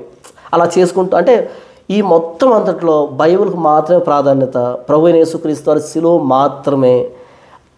నా పని నన్ను చూపించుకోవడం కాదు, నా పని సిలువను చూపించడం. నేను చచ్చిపోతాను కానీ సిలువ అలాగే ఉంటుంది. ఇంకో మాట ఏంటంటే, నేను ఒక ప్రసంగం చేశాను అంటే ఆ ప్రసంగం బైబిల్కు గైడ్గా మారాలి. ఒక్కసారి ఒక వచనాన్ని నేను కనుక టీచ్ చేస్తే, ప్రసంగం చేస్తే, ఇంకా వచనాన్ని ఇంకెవరు తగిలినా సరే దానికి న్యాయం చేయకూడదు, ఇది మిగిలిపోవాలి. అంటే అంత పకడ్బందీగా ప్లాన్ చేసేవాడిని. ఒక ఉదాహరణ చెప్తాను మీకు. ఒక బ్రదర్ ఏం చేశాడంటే మన చర్చికి వచ్చేవాడు, ప్రసంగం విన్నాడు. మన చర్చిలో ఎంతమంది ఉంటారంటే తిప్పి కొడితే అప్పుడు 15 మంది ఉండేవాళ్ళు. ఇప్పుడు 30 మంది 45 మంది ఉంటారు, మొత్తం అయితే 70 మంది. కానీ షిఫ్ట్ల ప్రకారం వస్తారు. మనకి ఈ వారం ఒకరు వస్తే వచ్చేవారు ఇంకొకరు వస్తారు. అంటే పల్లెల్లో వాళ్ళు కదా, గొర్రెల దగ్గరకు పొలం దగ్గరికి వెళ్తారు. అయినా వారం ఎందుకు ఇద్దరు ఒకరు ఆ టైపు 35, 40. అప్పుడు 15 మంది ఉండేవాళ్ళు. ఒక ఆయన వచ్చారు, బాగా చదువుకున్న ఆయన చూసి ఈ వ్యక్తి వాక్యం అనేది ఇక్కడ కాదు చాలామందికి తెలియాలి, టౌన్లో అందరూ తెలియాలని ఆ వ్యక్తికి టౌన్లో ఉన్న అందరి పాస్టర్లతో లింకులు ఉన్నాయి. అంటే బాగా డబ్బు ఉంది ఆయనకి. ఆయన ఏం చేశాడంటే ఈ చిన్న చర్చిలో పల్లెటూరులో ఉన్నాడు, ఈ వ్యక్తిని తీసుకుని వెళ్ళి అందరికీ పరిచయం చేయాలనే ఉద్దేశంతో స్పెషల్గా మీటింగ్ పెట్టాడు. వాళ్ళ ఇంట్లో కృతజ్ఞత కూడికని పెట్టాడు. ఎందుకు? ఓన్లీ రీజను ఈ వ్యక్తి చెప్పే వాక్యం అందరికీ తెలియాలి, ఈ వ్యక్తికి సర్కిల్ పెరగాలనే ఉద్దేశంతో పెట్టాడు ఆయన. అదే పనిగా ఏటను తీసుకొచ్చి దాన్ని కోసి మా నాన్ వెజ్ మొత్తం అంతా డిన్నర్ ఏర్పాటు చేసి కృతజ్ఞత కూడిక. ఎందుకు కృతజ్ఞత ఎవరికి తెలియదు, మరలా దేవుడు మేలు చేశాడు పెట్టాడు. రీజన్ ఆయనకు నాకు తప్ప ఇంకెవరికి తెలియదు. మొత్తానికి అన్ని డినామినేషన్లు పిలిచాడు. ఒక డినామినేషన్ ప్రేయర్ ఇచ్చాడు, ఒక డినామినేషన్ పాటలు ఇచ్చాడు, ఒక డినామినేషన్కి యాంకరింగ్ ఇచ్చాడు. మొత్తానికి అందరినీ సాటిస్ఫై చేసి నాకు మెసేజ్ ఇచ్చాడు. ఆ మెసేజ్ ఇవ్వగానే నేను చెప్పింది ఏంటంటే యెషయా గ్రంథం 6వ అధ్యాయం చెప్పాను. సైన్యములకు అధిపతి యెహోవా పరిశుద్ధుడు పరిశుద్ధుడు పరిశుద్ధుడు. అదే తీసుకొని ప్రసంగం చేశాను, గంట ప్రసంగం చేశాను. అందరి డినామినేషన్ కూర్చున్నారు కదా, ఎందుకంటే నేను బాగా డబ్బు ఉన్నాడు, అందరితో పరిచయం, అందరూ వచ్చారు. ప్రసంగం అయిపోయింది. అయిపోయిన 1.5 సంవత్సరానికి 1.5 సంవత్సరానికో ఈ వ్యక్తికి యాక్సిడెంట్ అయింది. యాక్సిడెంట్ అయ్యి మంచంలో పడ్డాడు. మంచంలో పడగానే అన్ని డినామినేషన్లు వస్తున్నారు పరామర్శించడానికి. అప్పుడు ఏమైందంటే ఒక డినామినేషన్లో వచ్చారు, వాళ్ళు పరామర్శించారు, వాళ్ళు వెళ్తున్నారు. వాళ్ళు ఇలా రిటర్న్ అయ్యేటప్పుడు నేను ఆటోలో దిగాను ఆయన పరామర్శించడానికి. నేను నా చర్చి వాళ్ళని వేసుకొని నేను దిగాను. దిగగానే వీళ్ళు ఇలా వెళ్తున్నారు, నేను ఇలా లోపలికి వెళ్తున్నాను. వీళ్ళలో ఒక 80 సంవత్సరాల ముసలైన ఒక ఆయన ఉన్నాడు. ఆయన ఇలా వెనక తిరిగి చూసి నన్ను పిలుద్దాం అనుకున్నాడు ఇలా, కానీ నా పేరు తెలియదు ఆయనకి. ఆ రోజు ప్రసంగం విన్నాడు ఆయన, నా పేరు తెలియదు ఆయనకి. ఆయన ఇలా వెనక్కి తిరిగి చూసి ఆయన వెనక్కి వెళ్తున్నాను కదా, ఆయన వెనక్కి తిరిగి చూసి ఇదిగో యెషయా గ్రంథం 6వ అధ్యాయం చెప్పింది నువ్వే కదా అన్నాడు. యెషయా గ్రంథం 6వ అధ్యాయం చెప్పింది నువ్వే కదా అన్నాడు. అంటే నా పేరు తెలియదు ఆయనకి. ఆ రోజు అడగలే, హడావిడిలో నేను వచ్చేసాను, వాళ్ళు వెళ్ళిపోయారు. యెషయా గ్రంథం 6వ అధ్యాయం చెప్పింది నువ్వే కదా అన్నాడు. అనగానే వెనక్కి తిరిగి చూశాను. బాబు ఆ రోజు యెషయా గ్రంథం 6వ అధ్యాయం చెప్పావు కదా, ఇప్పటికీ నువ్వు చెప్పిన ప్రతి పాయింట్ నాకు గుర్తుంది, అద్భుతంగా చెప్పావు. నేను ఇంటికి వెళ్ళిన తర్వాత ప్రతిసారి ప్రార్థన నేను జ్ఞాపకం చేసుకుంటున్నాను. నీ పేరు తెలియదు కాబట్టి ఈ మాట నన్ను ఏమనుకోకు, నీ పేరు ఏంటని అడిగాడు. అప్పుడు నేను పాస్టర్ జానపాల్ అని చెప్పాను, నా పేరు చెప్పాను అనమాట. ఎందుకు ఈ మాట చెప్పాను అంటే, అలా ప్రిపేర్ అయ్యేవాడిని వాక్యాన్ని. ఒక్కసారి నేను వాక్యాన్ని టచ్ చేస్తే ఇక ఎవరు ఆ వాక్యాన్ని తీసుకున్నా దానికి న్యాయం జరగకూడదు. ఈ మాట అలా ఫిక్స్ కావాలి అంతే. ఇక నెక్స్ట్ ఎవరు వచ్చినా సరే, ఇప్పుడు జానపాల్ తర్వాతనే ఉండాలి కానీ జానపాల్ ముందు ఉండకూడదు. ఇది నేను గొప్ప చేసుకోవడం చెప్పట్లే, నేను బైబుల్ని అంత ప్రేమించాను, అంత సీరియస్గా తీసుకున్నాను, అంత హుందాగా తీసుకున్నాను. ఎందుకంటే నా ప్రాణం అది బైబిల్ అంటే. ఒక్కసారి ఆ వచనాన్ని తీసుకున్నానంటే దానికి యాడింగ్ భవిష్యత్తులో ఇంకెవడొచ్చినా జరగకూడదు. Fix standard. ఈ వచనానికి మీనింగ్ కావాలంటే ఈ ప్రసంగం వినాలి, ఇది ఒక గైడ్ కావాలి అనేటట్టుగా అంత రోషంగా తీసుకొని ప్రసంగం చేయడం స్టార్ట్ చేశాను. అది ఉదాహరణ. ఇది 1.5 సంవత్సరం తర్వాత యెషయా గ్రంథం 6వ అధ్యాయం నువ్వే కదా అని గుర్తుపట్టి అంటే 60 సంవత్సరాల వ్యక్తి ఏం కావాలి. అలా ఇప్పటి వరకు నేను ఎక్కడైతే ప్రసంగం చేస్తానో ఆ ప్రసంగం వింటారో నెక్స్ట్ దాని మీద ఎవరైనా ప్రసంగం చేస్తే ఇంక రుచించదు ఎవరికి. అంతగా బైబిల్ ప్రేమించాను. ఎందుకంటే అంతగా బైబిల్ మీద కసరత్తు చేశాను. నేను 5,000 రూపాయలు పెట్టి ఒక వచనాన్ని అర్థం చేస్తున్నానంటే జస్ట్ ఇమాజిన్ చేయి ఎంత కసిగా చేయాలి. నేను దేవుని అడుగునాకమాట, ప్రభువా నా గోల్ ఏంటంటే, మా నాన్న గోలు, మా నాన్న ఏంటంటే నన్ను ఐఏఎస్ చేయాలి, నా కొడుకు కలెక్టర్ అవ్వాలన్నది ఆయన గురి. అయితే మాకున్న ఆర్థిక స్తోమతను బట్టి, ఆర్థిక స్తోమత లేదు కాబట్టి ఏదో ఒకటి చదువుకొని లేనట్టుగా అనుకున్నాడు, కానీ ఆయన గురి కలెక్టర్ కావాలండి. నేను నా టీచర్లు కానీ నా తోటి వాళ్ళు కూడా అదే అనుకునేవాళ్ళు, వీడు కలెక్టర్ అవుతాడు అనేటట్టుగా అనుకునేవాళ్ళు. అంత నాలెడ్జ్ ఉంది అన్నట్టుగా అనుకునేవాళ్ళు. కానీ తర్వాత సరైన గైడెన్స్ లేక, డబ్బు లేక, అంటే దారిద్ర్యం, సింపుల్ చెప్పాలంటే దారిద్ర్యంతో అటు ఇటు వెళ్ళిపోయాను. కానీ సరిగ్గా నన్ను వాడుంటే కనుక నేను అక్కడ ఉండేవాడిని. అయితే నేను ఏమనుకున్నానంటే, ప్రభు నాకు ఉన్నటువంటి పరిస్థితిని బట్టి నేను ఐఏఎస్ కాలేదు, కానీ నా ఐఏఎస్ నాలెడ్జ్ని నేను బైబిల్ మీదనే పెడతా, బైబిల్ కోసం అంత ప్రిపేర్ అవుతా. నాకు అంత గౌరవం కావాలి, అంతకంటే గౌరవం కావాలి, నీకు నాకు ఇది అగ్రిమెంట్ అని ఆయనతో ప్రేయర్ చేసుకున్నాను. ఐఏఎస్ వాళ్ళు ఎలా ప్రిపేర్ అవుతారో నేను బైబిల్ ప్రిపేర్ అవుతా. నాకు ఈ బైబిల్ మీదనే నాకు గౌరవం కావాలి, బైబిల్ మీదనే తిండి కావాలి, భోజనం కావాలి, బైబిల్ మీదనే నేను బ్రతకాలి. ఇది నాకు నీకు అగ్రిమెంట్. ఎందుకంటే ఐఏఎస్ ఆఫీసర్ అయితే జీతం వస్తుంది కదా, గౌరవం వస్తుంది కదా. నాకు ఆ రోజు అది లేదు. నేను నా కంప్లీట్ నా ఎఫర్ట్ని, నా కంప్లీట్ విజ్డమ్ని, నాలెడ్జ్ని అంతటిని నీకే ఇచ్చేస్తా, బైబిల్కి ఇచ్చేస్తా. అలా ప్రిపేర్ అవుతా. అలా నేను బైబిల్కి ఇంపార్టెన్స్ ఇస్తున్నా. నాకు నువ్వు ఆ గౌరవం ఇవ్వాలి, ఆ ఘనతని ఇవ్వాలి. నేను తినే ప్రతి మెతుకు బైబిల్ ద్వారా రావాలి. నాకు ఇప్పుడు మీరు తీసుకుని వెళ్ళి బిర్యానీ పెట్టించారనుకో నాకు పెద్ద ఫీల్ ఉండదు. కానీ పాస్టర్ అనే ఆ పేరుతోటి, బైబిల్ నేను చెప్పాననే కృతజ్ఞతతోటి మంచినీళ్ళు ఇచ్చినా సరే ఎక్కడ నేను గర్వం వస్తుంది, నాకు అతిశయం వస్తుంది. ఎస్, ఇది నాకు కావాలి, అంటే ఇది కావాలి నాకు. బంధువునో స్నేహితుడనో నాకేమి ఇచ్చినా నాకు నచ్చదు. బైబిల్ పేరుతోటి నాకు ఏదైనా చేశారనుకో, అబ్బో ఎంత అంటే జీతం అది నాకు అనిపిస్తుంది అనమాట. అలా ఏంటంటే నీ మీదనే నేను ఇన్వెస్ట్మెంట్ పెడుతున్నా. ఇది ఎవరికి తెలియదు. ఈ డార్క్ డేస్ అన్నవి అది నాకు దేవుడికి మాత్రమే తెలుసు నేను ఎంత కష్టపడుతున్నాను. ఇప్పుడు మీరు నా కార్లో చూస్తే ముందు స్పైరల్ బైండ్ చేసిన బుక్ని చూసావా? చూడలేదు. ఆ ముందు ఉంటుంది. అలా ఎన్ని స్పైరల్ బైండింగ్ చేశానో తెలియదు, ఎన్ని ప్రింట్లు తీసానో తెలియదు. ఇంటి నిండా పేపర్లే, పుస్తకాలు ఉండేటి అనమాట. వచ్చిన ప్రతి రూపాయిని ఇలా పెట్టేవాడిని. బట్టలు కొనుక్కునేదానికి కాకుండా బైబిల్ని అర్థం చేసుకునేదానికి ఇన్ని కొనేవాడిని. తర్వాత వర్షం పడి ఇల్లు సరిగా లేక నానిపోయి చలమట్టుకు అలా ఉంది. అంటే నేనేం చెప్తున్నానంటే బైబిల్కి అంత ఇంపార్టెన్స్ నేను ఇచ్చాను.